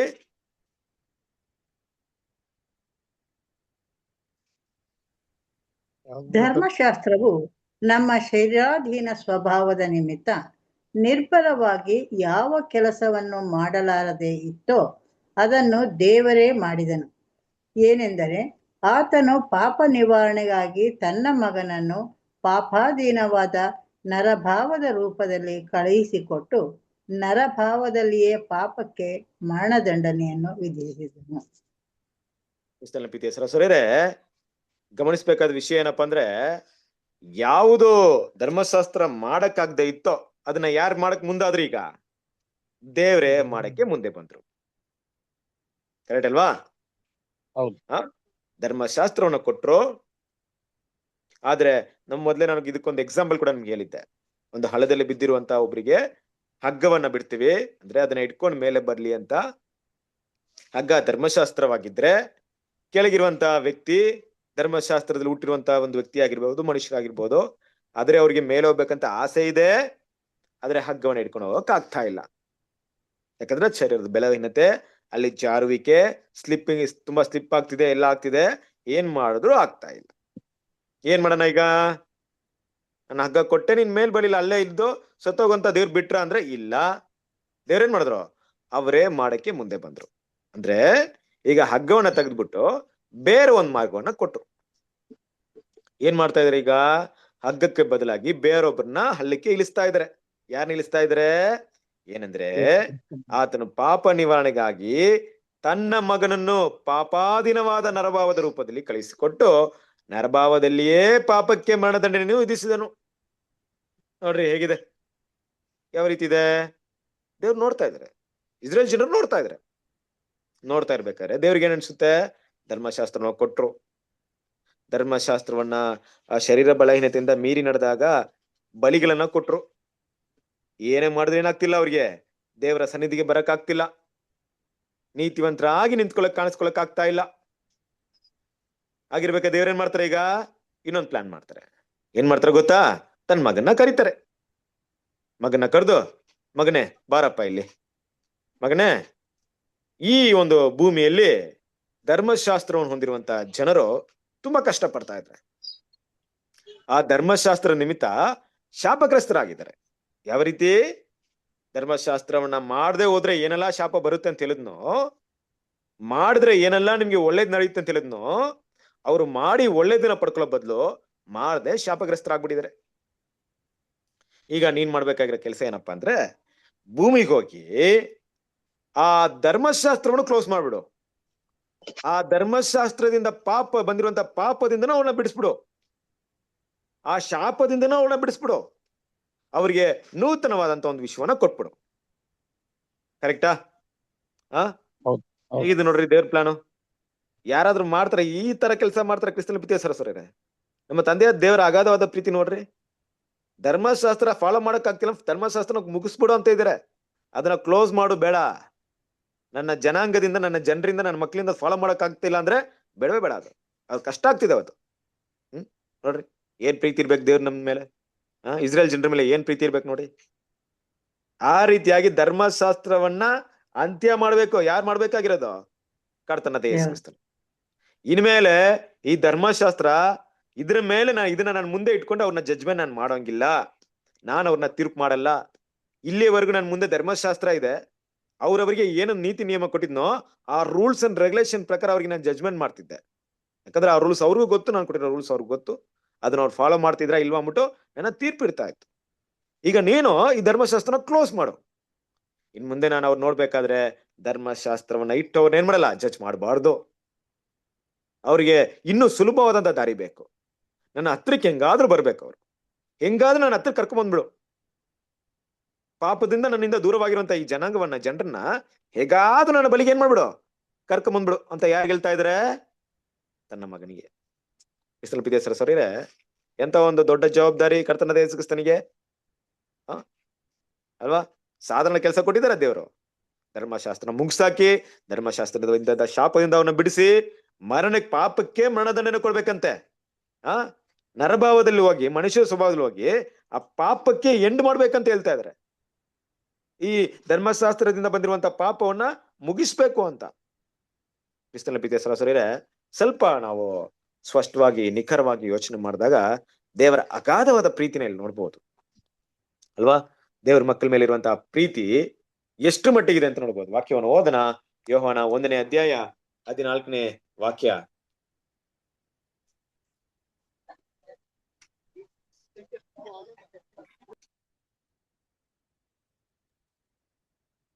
ಆ ವಾಕ್ಯವೆಂಬುವವನು ನರಾವತಾರ ಎತ್ತಿ ನಮ್ಮ ಮಧ್ಯದಲ್ಲಿ ವಾಸ ಮಾಡಿದನು. ನಾವು ಆತನ ಮಹಿಮೆಯನ್ನು ನೋಡಿದೆವು. ಆ ಮಹಿಮೆಯು ತಂದೆಯ ಬಳಿಯಿಂದ ಬಂದ ಒಬ್ಬನೇ ಮಗನಿಗೆ ಇರತಕ್ಕ ಮಹಿಮೆ. ಆತನು ಕೃಪೆಯಿಂದಲೂ ಸತ್ಯದಿಂದಲೂ ತುಂಬಿದವನಾಗಿದ್ದನು. ಕ್ರಿಸ್ತನ ಪ್ರೀತಿಯ ಸಹೋದರರೇ, ವಾಕ್ಯವನ್ನು ಗಮನಿಸಿ ಸ್ವಲ್ಪ ಎಷ್ಟು ಮಟ್ಟಿಗಿದೆ. ನಮ್ಮ ಜೀವನದಲ್ಲಿ ನಾವು ಸತ್ಯವೇದ ಓದ್ಬೇಕಾದ್ರೆ ಈ ವಾಕ್ಯ ಎಲ್ಲ ತುಂಬಾ ಸಿಂಪಲ್ ವಾಕ್ಯನೇ. ತುಂಬಾ ಸಿಂಪಲ್ ಅಂದ್ರೇನು? ತುಂಬಾ ಸಿಂಪಲ್ ಅಂದ್ರೆ ನಾವು ಒಂದು ಅರ್ಧ ಸೆಕೆಂಡ್ ಅಲ್ಲಿ, ಅರ್ಧ ನಿಮಿಷದಲ್ಲಿ ಓದಿದೀವಿ ಕೆಲವೊಂದು ವಾಕ್ಯವನ್ನ ಅಷ್ಟೇ. ಇದನ್ನ ನಾವು ಮನಸ್ಸಲ್ಲಿ ಕೂಡ ಇಟ್ಕೊಂತೀವಿ, ಕಂಠಪಾಠ ಮಾಡ್ಕೊಂಡ್ಬಿಟ್ಟಿದ್ವಿ, ಮೈಂಡ್ ಬಯಾಟ್ ಮಾಡ್ಕೊಂಡ್ಬಿಟ್ಟಿದೀವಿ, ಹಾಗೆ ಮೆಮೊರಿ ಆಗಿರುತ್ತೆ ನಮ್ಗೆ ಅಷ್ಟೇ. ಬಟ್ ಈ ವಾಕ್ಯದೊಳಗೆ ಇರುವಂತ ವಿಷಯನ ಗ್ರಹಿಸ್ಕೊಳ್ರಿ, ಎಷ್ಟು ಕಷ್ಟ ಇದೆ ಅದನ್ನ ಮಾಡಕ್ಕೆ. ಅಲ್ವಾ? ತನ್ನ ಮಗನು ನರವತಾರ ಎತ್ತಿ ಬರ್ಬೇಕು. ನೋಡ್ರಿ, ನೋಡ್ರಿ, ಅವತಾರ ಅಂತ ಕರೀತ ನೋಡ್ರಿ. ಏನ್ ಅವತಾರ ನೋಡ್ರಿ? ಕರ್ತನಾದ ಯೇಸು ಕ್ರಿಸ್ತನ ಅವತಾರ. ನರವತಾರ ಎತ್ತಿ ಬಂದು ನಮ್ಮ ಮಧ್ಯದಲ್ಲಿ ವಾಸ ಮಾಡ್ಬೇಕು. ನಮ್ಮ ಮಧ್ಯದಲ್ಲಿ ಇರ್ಬೇಕಾದ್ರೆ ಯಾವ ರೀತಿ ಇರ್ಬೇಕು? ನಮ್ಮ ಮಧ್ಯ ನಮ್ಮಂತೆ ಪಾಪದ ಒಂದು ಸ್ವರೂಪದಲ್ಲಿ ಇರ್ಬೇಕು. ಆದ್ರೆ ದೇವರು ಕೊಟ್ಟಿರುವಂತ ಮಹಿಮೆನ, ಆ ಮಹಿಮೆನ ಕಳ್ಕೊಂಬಾರ್ದು. ಪಾಪ ಮಾಡದೆ ಅದನ್ನ ಕಾಪಾಡ್ಕೊಬೇಕು. ಆದ್ರೆ ನಮ್ಮ ಜೊತೆಗೆ ವಾಸ ಮಾಡ್ಬೇಕು. ವಾಸ ಮಾಡಿ 30 ವರ್ಷದವರೆಗೆ ಧರ್ಮಶಾಸ್ತ್ರವನ್ನ ಫಾಲೋ ಮಾಡ್ಬೇಕು. ಧರ್ಮಶಾಸ್ತ್ರವನ್ನ ಫಾಲೋ ಮಾಡಿದ್ಮೇಲೆ ಧರ್ಮಶಾಸ್ತ್ರದಿಂದ ಹೊಂದಿರುವಂತ ನೀತಿಯ ಮೂಲಕ ಜೀವವನ್ನ ಪಡ್ಕೊಬೇಕು. ಆ ಜೀವವನ್ನ ಧರ್ಮಶಾಸ್ತ್ರದ ಮೂಲಕವೇ ಮರಣದಂಡನೆ ಪಡ್ಕೊಬೇಕು. ಹೆಂಗಿದೆ ನೋಡ್ರಿ? ಯಾವ ಧರ್ಮಶಾಸ್ತ್ರ ಯೇಸು ಕ್ರಿಸ್ತನಿಗೆ ಜೀವ ಕೊಡ್ತೋ ಅದೇ ಧರ್ಮಶಾಸ್ತ್ರದ ಮೂಲಕ ಆತನಿಗೆ ಮರಣದಂಡನೆ ಪಡ್ಬೇಕು. ಈ ರೀತಿ ಬಂದ್ರೆ ಮಾತ್ರ ಧರ್ಮಶಾಸ್ತ್ರನ ಎಂಡ್ ಮಾಡಕ್ಕಾಗುತ್ತೆ, ಇಲ್ಲ ಅಂದ್ರೆ ಆಗಲ್ಲ. ಯಾಕೆಂದ್ರೆ ಧರ್ಮಶಾಸ್ತ್ರದಲ್ಲಿ ನೀತಿವಂತರಿಗೆ ಜೀವ ಪಡ್ಕೊಬೇಕಾದ್ರೆ, ಅದೇ ಧರ್ಮಶಾಸ್ತ್ರ ನೀತಿವಂತರನ್ನ ಸಾಯಿಸ್ಬೇಕಾದ್ರೆ ಆ ಧರ್ಮಶಾಸ್ತ್ರನ ಏನಾಗುತ್ತೆ? ಅದು ನಿಷ್ಪ್ರಯೋಜವಾಗ್ಬೋದು.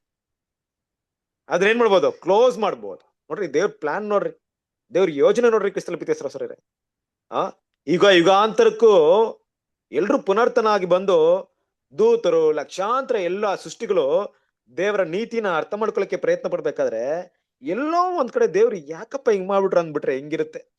ದೇವ್ರು ನೋಡ್ರಿ ಆ ನೀತಿನ ಎಲ್ಲೂ ಮಿಸ್ ಮಾಡ್ದೆ, ಎಷ್ಟು ಸ್ಪಷ್ಟವಾಗಿ, ಎಷ್ಟು ಕರೆಕ್ಟ್ ಆಗಿ, ಅದು ಎಷ್ಟೇ ತುಂಬಾ ರಿಸ್ಕ್ ಇದ್ರು ಕೂಡ ಅದನ್ನ ಮಾಡಕ್ಕೆ ಮಾಡಿದಂತ ತ್ಯಾಗವನ್ನ ಅರ್ಥ ಮಾಡ್ಕೊಳ್ರಿ. ನಾನು ಮೊದಲೇ ಕೂಡ ಈ ವಿಷಯ ಹೇಳಿದ್ದೀನಿ. ತಂದೆ ಹೇಳ್ಬಿಟ್ರೆ ಸಾಕಾ? ಮಗ ಇಷ್ಟಪಡ್ಬೇಕು. ಈಗ ನಮ್ಮ ಮಕ್ಳಿಗೆ ಹೇಳ್ಬಿಡ್ತೀವ, ನೋಡ್ ಮಗನೇ ಹೋಗ್ಬಿಟ್ಟು ಈ ಕೆಲ್ಸನ, ಒಂದು ಕಷ್ಟವಾದ ಕೆಲಸವನ್ನ ಮಾಡ್ಕೊಂಡ್ ಬಂದ್ಬಿಡು, ಹೋಗಿ ಮಾಡ್ಕೊಂಡ್ ಬಂದ್ಬಿಡು, ಈಸಿಯಾಗಿ ಹೇಳ್ಬಿಡ್ತೀವ. ಕೆಲವೊಂದು ಈಸಿ ಆದ ಕೆಲಸವನ್ನ ನಮ್ಮ ಮಕ್ಳ ಹತ್ರ ಇಲ್ಲ ಬೇರೆಯವ್ರ ಹತ್ರ ನಾವು ಬೇಲಾಡ್ಬೇಕು. ಇದ್ ಮಾಡಪ್ಪ ಕಂದ, ಅದ್ ಮಾಡಪ್ಪ, ಈ ಕೆಲ್ಸ ಮಾಡಪ್ಪ. ಏನಿಲ್ದ ಸಣ್ಣ ಪುಟ್ಟ ಕೆಲ್ಸಗಳಿಗೆ ಇದು ದೊಡ್ಡ ದೊಡ್ಡ ಜವಾಬ್ದಾರಿ ಕೊಟ್ಬಿಟ್ರೆ ಅವ್ರಿಗೆ ಹೆಂಗ್ ಮಾತಾಡ್ಬೇಕು ಅವ್ರ ಹತ್ರ ನಾವು? ತಂದೆ ಹಂಗಿರ್ಬೇಕು.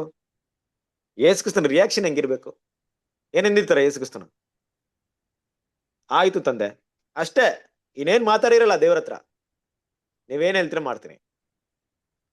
ಏನ್ ಚಿಕ್ಕ ವಿಷಯ ನಾನು ಆಗ್ತಿರೋದಿಲ್ಲ.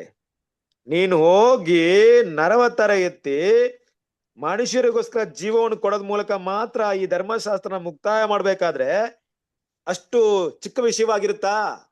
ಎಷ್ಟು ದೊಡ್ಡ ತ್ಯಾಗದ ವಿಷಯವಾಗಿರುತ್ತೆ.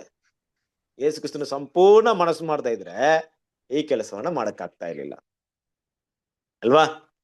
ಅದನ್ನೇ ನಾವು ನೋಡಿದ್ವಿ. ಏನಪ್ಪಾ ಅಂದ್ರೆ ಧರ್ಮಶಾಸ್ತ್ರ, ದೇವ್ರು ಕೊಟ್ರಂತ ಧರ್ಮಶಾಸ್ತ್ರ ಯಾವ್ದು ಮಾಡಕ್ಕಾಗ್ದೇ ಇತ್ತೋ, ಯಾವ್ದು ಮಾಡಕ್ಕಾಗ್ಲಿಲ್ಲ? ನಮ್ಮನ್ನ ನೀತಿವಂತರು ಮಾಡಕ್ಕಾಗ್ಲಿಲ್ಲ, ದೇವ್ರ ಹತ್ರ ನೀತಿವಂತರ ನಿಂತ್ಕೊಳಕ್ಕಾಗ್ಲಿಲ್ಲ.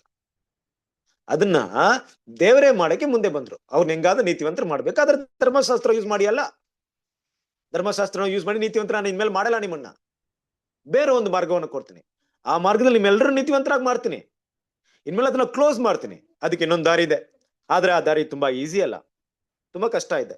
ನನ್ ಮಗ ಮನಸ್ಸು ಮಾಡ್ಬೇಕು. ಏನಂತ ಮನಸ್ಸು ಮಾಡ್ಬೇಕು? ನಿಮಗೋಸ್ಕರ ಲೈಫ್ ಕೊಡಕ್ಕೆ ಡಿಸೈಡ್ ಮಾಡ್ಬೇಕು. ನಾನು ನನ್ನ ಮಗನ ಬಲವಂತ ಮಾಡಂಗಿಲ್ಲ, ನನ್ನ ಮನಸ್ಸಲ್ಲಿರೋದನ್ನ ಹೇಳ್ಬಹುದು. ಬೇಕಾದ್ರೆ ಆ ಒಂದು ಹೇಳುವಂತ ವಿಷಯವನ್ನ ನನ್ನ ಮಗ ಏನ್ ಮಾಡ್ಬೇಕು? ಗ್ರಹಿಸ್ಕೊಂಡು ಅದನ್ನ ಮಾಡುವಂತ ಕೆಲಸ ಯಾರು ಮಾಡ್ಬೇಕಾಗಿದೆ? ನನ್ನ ಮಗ ಮಾಡ್ಬೇಕಾಗಿದೆ. ಒಂದ್ ವೇಳೆ ನನ್ನ ಮಗ ಸಂಪೂರ್ಣವಾಗಿ ಅದನ್ನ ಮಾಡಕ್ಕಾಗದೆ ಹೋದ್ರೆ ನಿಮಗ್ ಲೈಫ್ ಇಲ್ಲ, ಬೇರೆ ದಾರಿನೂ ಇಲ್ಲ. ಎಲ್ಲ ಯಾರ ಕೈಯಲ್ಲಿದೆ ಈಗ? ಯೇಸು ಕ್ರಿಸ್ತನ ಕೈಯಲ್ಲಿತ್ತು. ಕ್ರಿಸ್ತನ ಪ್ರೀತಿಯ ಸರಿ ಇದೆ. ಸರ್, ನಮ್ಮ ಕರ್ತನಾದ ಯೇಸು ಕ್ರಿಸ್ತರು ಏನ್ ಮಾಡಿದಾರೆ? ಆ ನರವತಾರ ತೆಗಿಬೇಕಾದ್ರೆ ಯೋಚನೆ ಮಾಡ್ರಿ. ಅದಕ್ಕೆ ಅವತ್ತು ಬರ್ಬೇಕಾದ್ರೆ ಅವ್ರು ಏನ್ ಮಾಡ್ತಾರೆ ಅಂದ್ರೆ 2 ಮುಖ್ಯವಾದ ಕೆಲಸಗಳನ್ನ ಮಾಡ್ತಾರೆ. ಗಲಾತ್ಯದವರಿಗೆ 4ನೇ ಅಧ್ಯಾಯ 4ರಿಂದ 5 ವಾಕ್ಯಗಳು.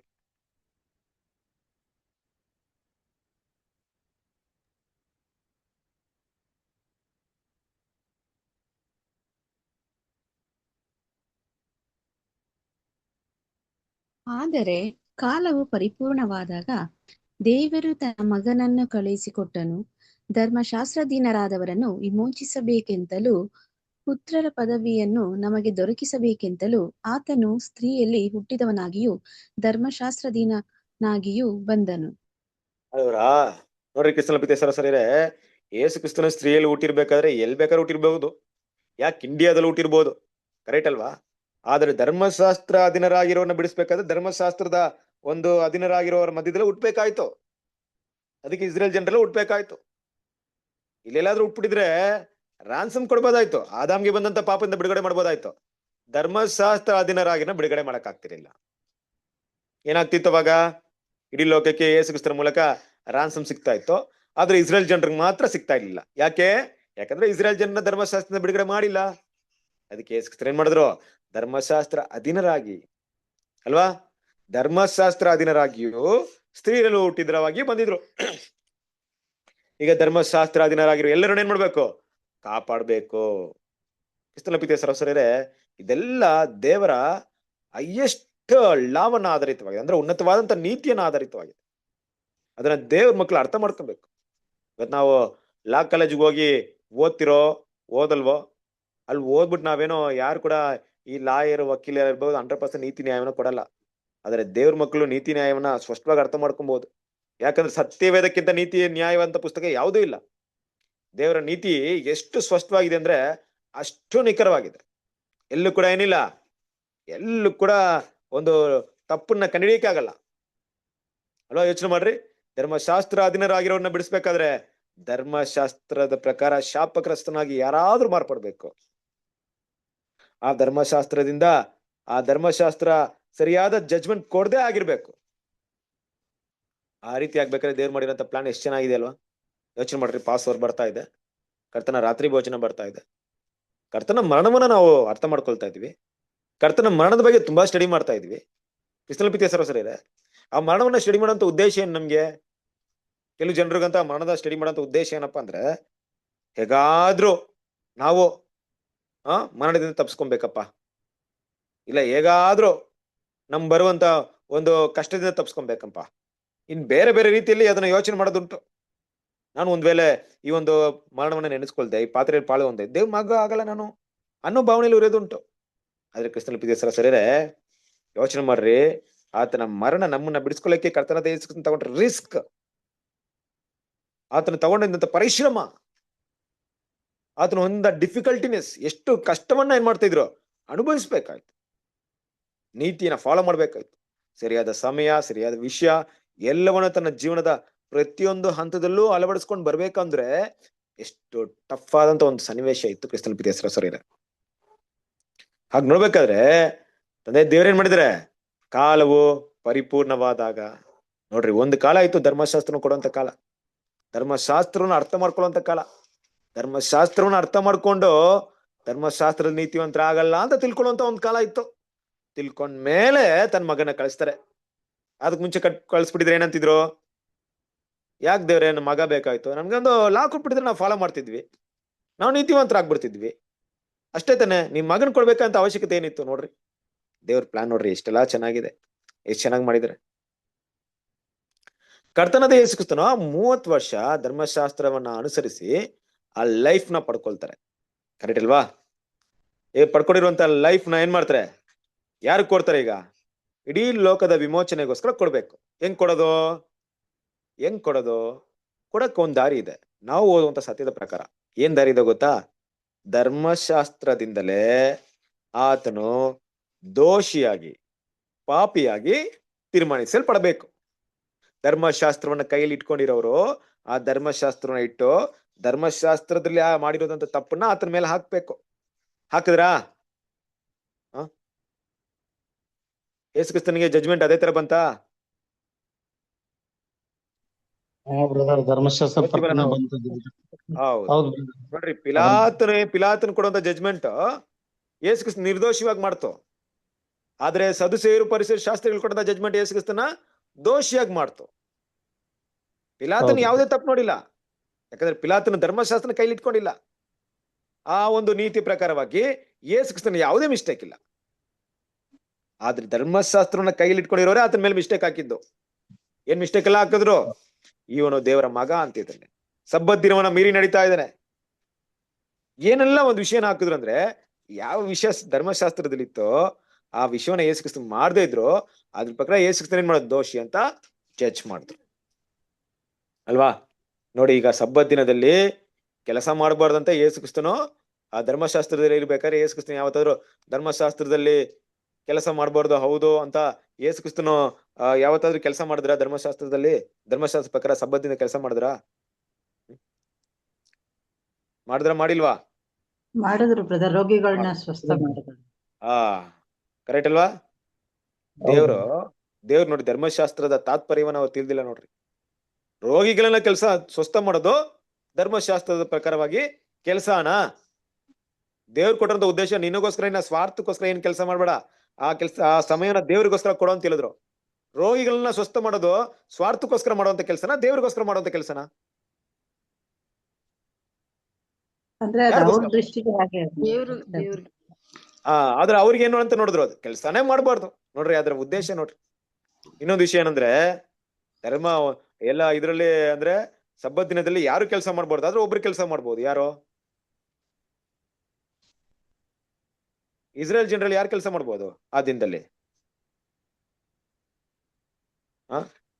ಪ್ರಧಾನ ಯಾಜಕನ ಕೆಲಸ ಮಾಡ್ಬೋದು. ದೇವಾಲಯದಲ್ಲಿ ಕೆಲಸ ಮಾಡ್ಬೋದು ಅಷ್ಟೇ.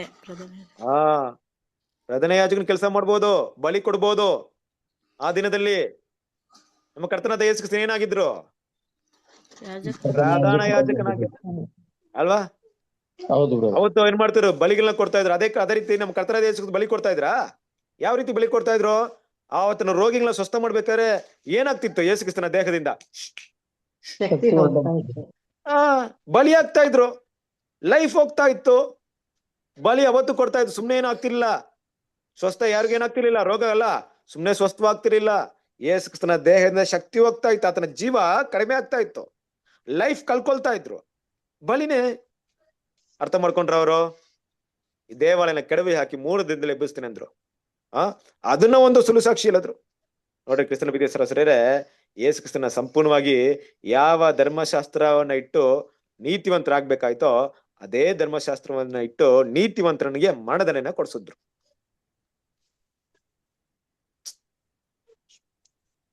ಆಗಿರ್ಬೇಕಾರೆ ಕ್ರಿಸ್ತನ ಪ್ರೀತಿಯ ಸಹೋದರರೇ, ಅರ್ಥ ಮಾಡ್ಕೊಳ್ರಿ, ದೇವ್ರ ಪ್ಲಾನ್ ಹೆಂಗಿತ್ತು ಅಂದ್ರೆ, ಹೌದು ಮಗನೇ, ಇದೇ ರೀತಿ ಮಾಡೋದ್ರಿಂದ ಮಾತ್ರ ಧರ್ಮಶಾಸ್ತ್ರ ಅಧೀನರಾಗಿರುವಂತ ಇಸ್ರೇಲ್ ಜನರನ್ನ ಬಿಡ್ಸಕ್ಕಾಗುತ್ತೆ. ಕರೆಕ್ಟಾ? ಅದಕ್ಕೆ ಯೇಸು ಕ್ರಿಸ್ತನ ಮರಣ ಹೊಂದಾಗ ಏನಾಯ್ತು? ದೇವಾಲಯದ ಆ ಒಂದು ತೆರೆ ಐತಲ್ಲ, 2 ಭಾಗವಾಯ್ತು. ಇಲ್ಲಿವರೆಗೂ ದೇವ್ರ ಹತ್ರ ಹೋಗೋದಕ್ಕೆ ಮಾರ್ಗನೇ ಇರ್ಲಿಲ್ಲ. ಆದ್ರೆ ಯೇಸು ಕ್ರಿಸ್ತನ ಮೂಲಕ ಮಾರ್ಗ ಸಿಕ್ತನು. ಆದ್ರೆ ಧರ್ಮಶಾಸ್ತ್ರದ ಮೂಲಕ ಮಾರ್ಗ ಇಲ್ಲ. ಕ್ರಿಸ್ತನ ಮೂಲಕ ಮಾರ್ಗ ಓಪನ್ ಆಗಿದೆ. ಯೋಚನೆ ಮಾಡ್ರಿ. ಹಾಗಿರ್ಬೇಕಾರೆ ಕ್ರಿಸ್ತನ ಪ್ರೀತಿಯ ಸಹೋದರರೇ, ಆ ವಾಕ್ಯವನ್ನ ನಾವು ಸರಿಯಾಗಿ ನೋಡ್ಬೇಕಾದ್ರೆ, ತಂದೆಯಾದ ದೇವರ ಅಗಾಧವಾದ ಪ್ರೀತಿ, ತನ್ನ ಒಬ್ಬನೇ ಮಗನನ್ನ ಕೊಟ್ಟು ಇಡೀ ಲೋಕವನ್ನ ವಿಮೋಚನೆ ಮಾಡ್ಬೇಕಂದ್ರೆ ಸುಮ್ಮನೆ ಇರ್ಲಿಲ್ಲ. ಒಂದ್ ಕಡೆ ಧರ್ಮಶಾಸ್ತ್ರಕ್ಕೆ ಅಧೀನರಾದವ್ರನ್ನ ಕಾಪಾಡ್ಬೇಕು, ಒಂದ್ ಕಡೆ ಆದಾಮ್ನಿಂದ ಮರಣ ಹೊಂದಿದ್ರೆ ಎಲ್ರಿಗೂ ಪುನರ್ತನ ಕೊಡ್ಬೇಕು, ಇನ್ನು ಹೆಚ್ಚಾಗಿ ಒಂದ್ ಕೆಲಸ ಮಾಡ್ಬೇಕು. ನೋಡಿ, ಈ ವಾಕ್ಯದಲ್ಲ ಮಾತು ಹೇಳ್ತಾ ಇದೆ, ಏನ್ ಗೊತ್ತಾ? ಪುತ್ರರ ಪದವಿಯನ್ನು ನಮಗೆ ದೊರಕಿಸಬೇಕೆಂತಲೂ ಅಂತಿದೆ. ಪುತ್ರರ ಪದವಿ ಅಂದ್ರೆ ಏನು? ದತ್ತು ಪುತ್ರ, ದೇವರ ಮಕ್ಕಳಾಗುವಂತ ಅವಕಾಶ ಯಾರಿಗಿದೆ? ಈ ಪುತ್ರರ ಪದವಿ ಅಂತ ಹೇಳ್ತಾರದು ಯಾರಿಗ್ ಗೊತ್ತಾ?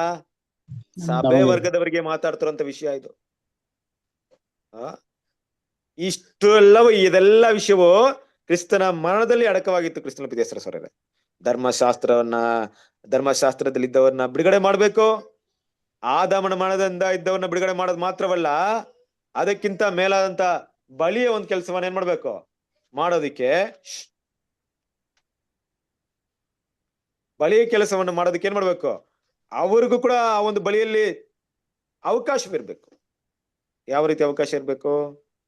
ಕ್ರಿಸ್ತನ ಪ್ರೀತಿಯ ಸಹೋದರರೇ, ಕ್ರಿಸ್ತನ ಕಷ್ಟಗಳು ಸಂಕಟಗಳನ್ನ ತಗೊಂಡಾಗ ಯೋಚನೆ ಮಾಡ್ರಿ, ಇವತ್ತು ದೇವ್ರ ಮಕ್ಳು ನಾವೆಲ್ಲ ಪಾಪ ಮಾಡ್ತಾ ಇದೀವಿ, ನಮ್ಮ ಬಲಹೀನತೆಯಲ್ಲೇ ಪಾಪ ಮಾಡ್ತಿದ್ವಿ, ದೇವರ ಕೃಪಾಸನದ ಮುಂದೆ ಹೋಗ್ತಿದ್ವಿ.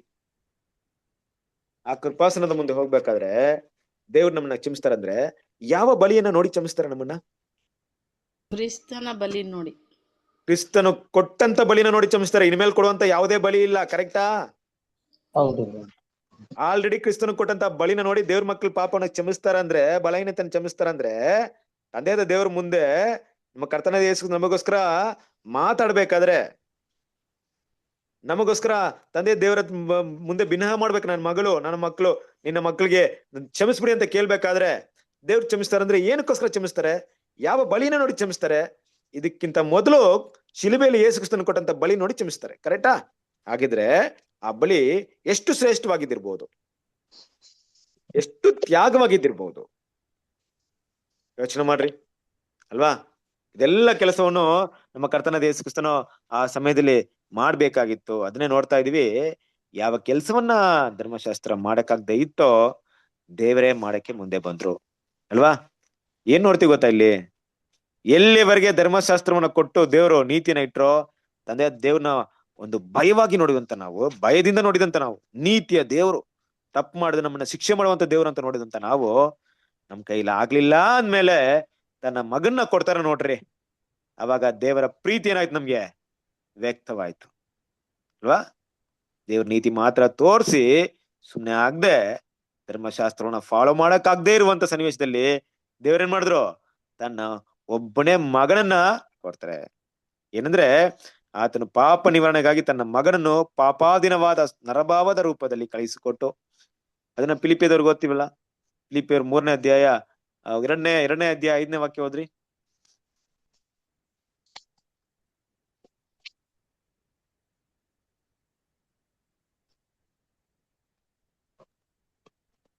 ಕ್ರಿಸ್ತ ಯೇಸುವಿನಲ್ಲಿದ್ದಂತ ಮನಸ್ಸು ನಿಮ್ಮಲ್ಲಿಯೂ ಇರಲಿ. ಮಾಡಿ ಹಾಗೆ. ಆತನು ದೇವ ಸ್ವರೂಪನಾಗಿದ್ದರೂ ದೇವರಿಗೆ ಸರಿಸಮಾನನಾಗಿರುವನೆಂಬ ಅಮೂಲ್ಯ ಪದವಿಯನ್ನು ಬಿಡಲೊಲ್ಲೆನು ಎಂದೆಣಿಸದೆ ತನ್ನನ್ನು ಬರಿದು ಮಾಡಿಕೊಂಡು ದಾಸನ ರೂಪವನ್ನು ಧರಿಸಿಕೊಂಡು ಮನುಷ್ಯರಿಗೆ ಸದೃಶ್ಯನಾದನು. ಕಂಟಿನ್ಯೂ ಮಾಡಿ. ಹೀಗೆ ಹೀಗೆ ಆತನು ಆ ಕಾಲದಲ್ಲಿ ಮನುಷ್ಯನಾಗಿ ಕಾಣಿಸಿಕೊಂಡಿದ್ದಾಗ ತನ್ನನ್ನು ತಗ್ಗಿಸಿಕೊಂಡು ಮರಣವನ್ನು ಅಂದರೆ ಶಿಲುಬೆಯ ಮರಣವನ್ನಾದರೂ ಹೊಂದುವಷ್ಟು ವಿಧೇಯನಾದನು. ಈ ಕಾರಣದಿಂದ ನೋಡಿದ್ರಾ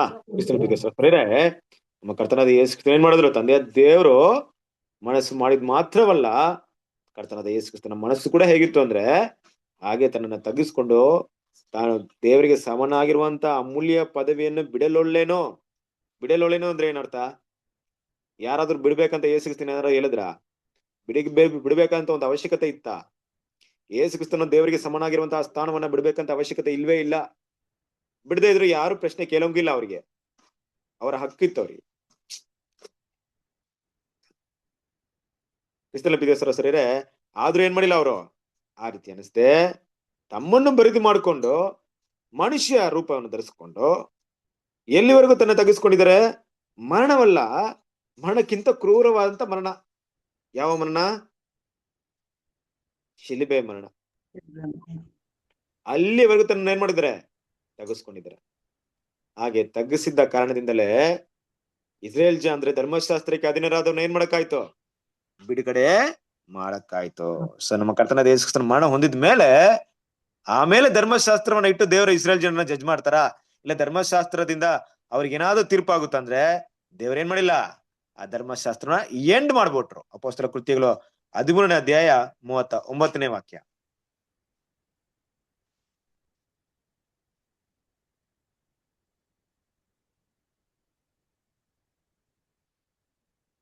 ಮೋಶೆಯ ಧರ್ಮಶಾಸ್ತ್ರದ ಮೂಲಕ ನೀವು ಬಿಡುಗಡೆ ಹೊಂದಲಾಗದ ಎಲ್ಲಾ ಪಾಪಗಳಿಂದ ನಂಬುವವರೆಲ್ಲರೂ ಆತನ ಮೂಲಕವಾಗಿ ಬಿಡುಗಡೆ ಹೊಂದಿ ನೀತಿವಂತರೆನಿಸಿಕೊಳ್ಳುತ್ತಾರೆ.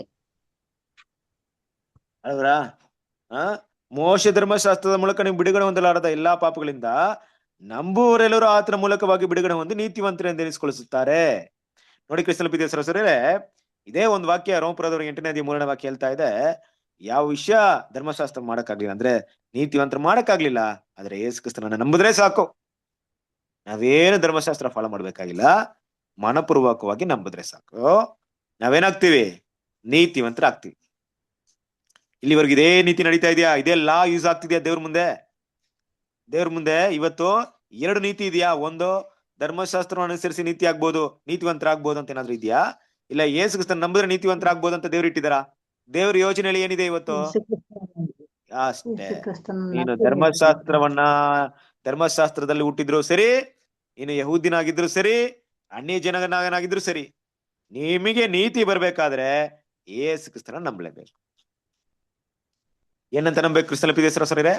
ನಾವು ಮೊದಲೇ ನೋಡಿದ ಪ್ರಕಾರವಾಗಿ ಯಾರು ನಂಬ್ತಾರೆ, ಯಾರು ನಂಬ್ತಾರೆ ಅಂತ ನೋಡಿದ್ರೆ, ಯಾರಿಗೆ ಮನಸ್ಸಿನಲ್ಲಿ ಈ ಭಾವನೆ ಬಂದಿರುತ್ತೆ ಅಂದ್ರೆ ದೇವರ ಒಂದು ನೀತಿನ ಅನುಸರಿಸಕ್ಕೆ ಪ್ರಯತ್ನ ಪಟ್ಟು ಅನುಸರಿಸಕ್ಕಾಗಿಲ್ಲ ದೇವರಂತ ಯಾರು ದೇವರ ಸನ್ನಿಧಿಗೆ ಹೋಗ್ತಾರೋ ಅವ್ರಿಗೆ ಮಾತ್ರ ಈ ಚಾನ್ಸ್, ಬೇರೆ ಯಾರಿಗೂ ಇಲ್ಲ. ಸದಸ್ಯರು ಪರಿಸರಿಗೆ ಇಲ್ಲ.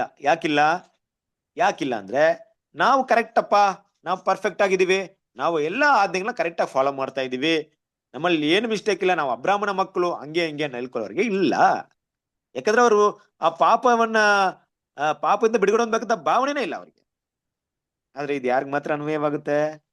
ಯಾರು ನಿಜವಾಗ್ಲೂ ಧರ್ಮಶಾಸ್ತ್ರವನ್ನ ತಮ್ಮ ಜೀವನದಲ್ಲಿ ಅಳವಡಿಸಿ ಮಾಡಕ್ ಇಷ್ಟಪಡ್ತಾರೋ.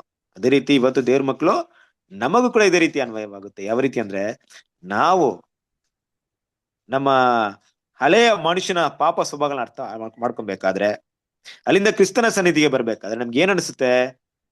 ಯೇಸು ಕ್ರಿಸ್ತನ ನಂಬೇಕಾದ್ರೆ, ಯೇಸು ಕ್ರಿಸ್ತನ ಬಳಿಗೆ ಬರ್ಬೇಕಾದ್ರೆ ನಮ್ಗೆ ಅವಾಗ ಗೊತ್ತಾಯ್ತು ಏನಪ್ಪಾ ಅಂದ್ರೆ, ಇದಕ್ಕಿಂತ ಮೊದಲು ನಾನು ಮಾಡಿದಂತ ಎಲ್ಲಾ ವಿಷಯಗಳು ಪಾಪ ವಿಷಯಗಳು. ಅಲ್ಲಿವರೆಗೆ ನಾನು ನಾಲೆಜ್ ಇಲ್ಲ, ಇದಕ್ಕಿಂತ ಮೊದಲು ನಾನು ಮಾಡಿದಂತ ಎಲ್ಲಾ ವಿಷಯ ಪಾಪ ಮಾಡ್ಬಿಟ್ಟಿದೀನಿ.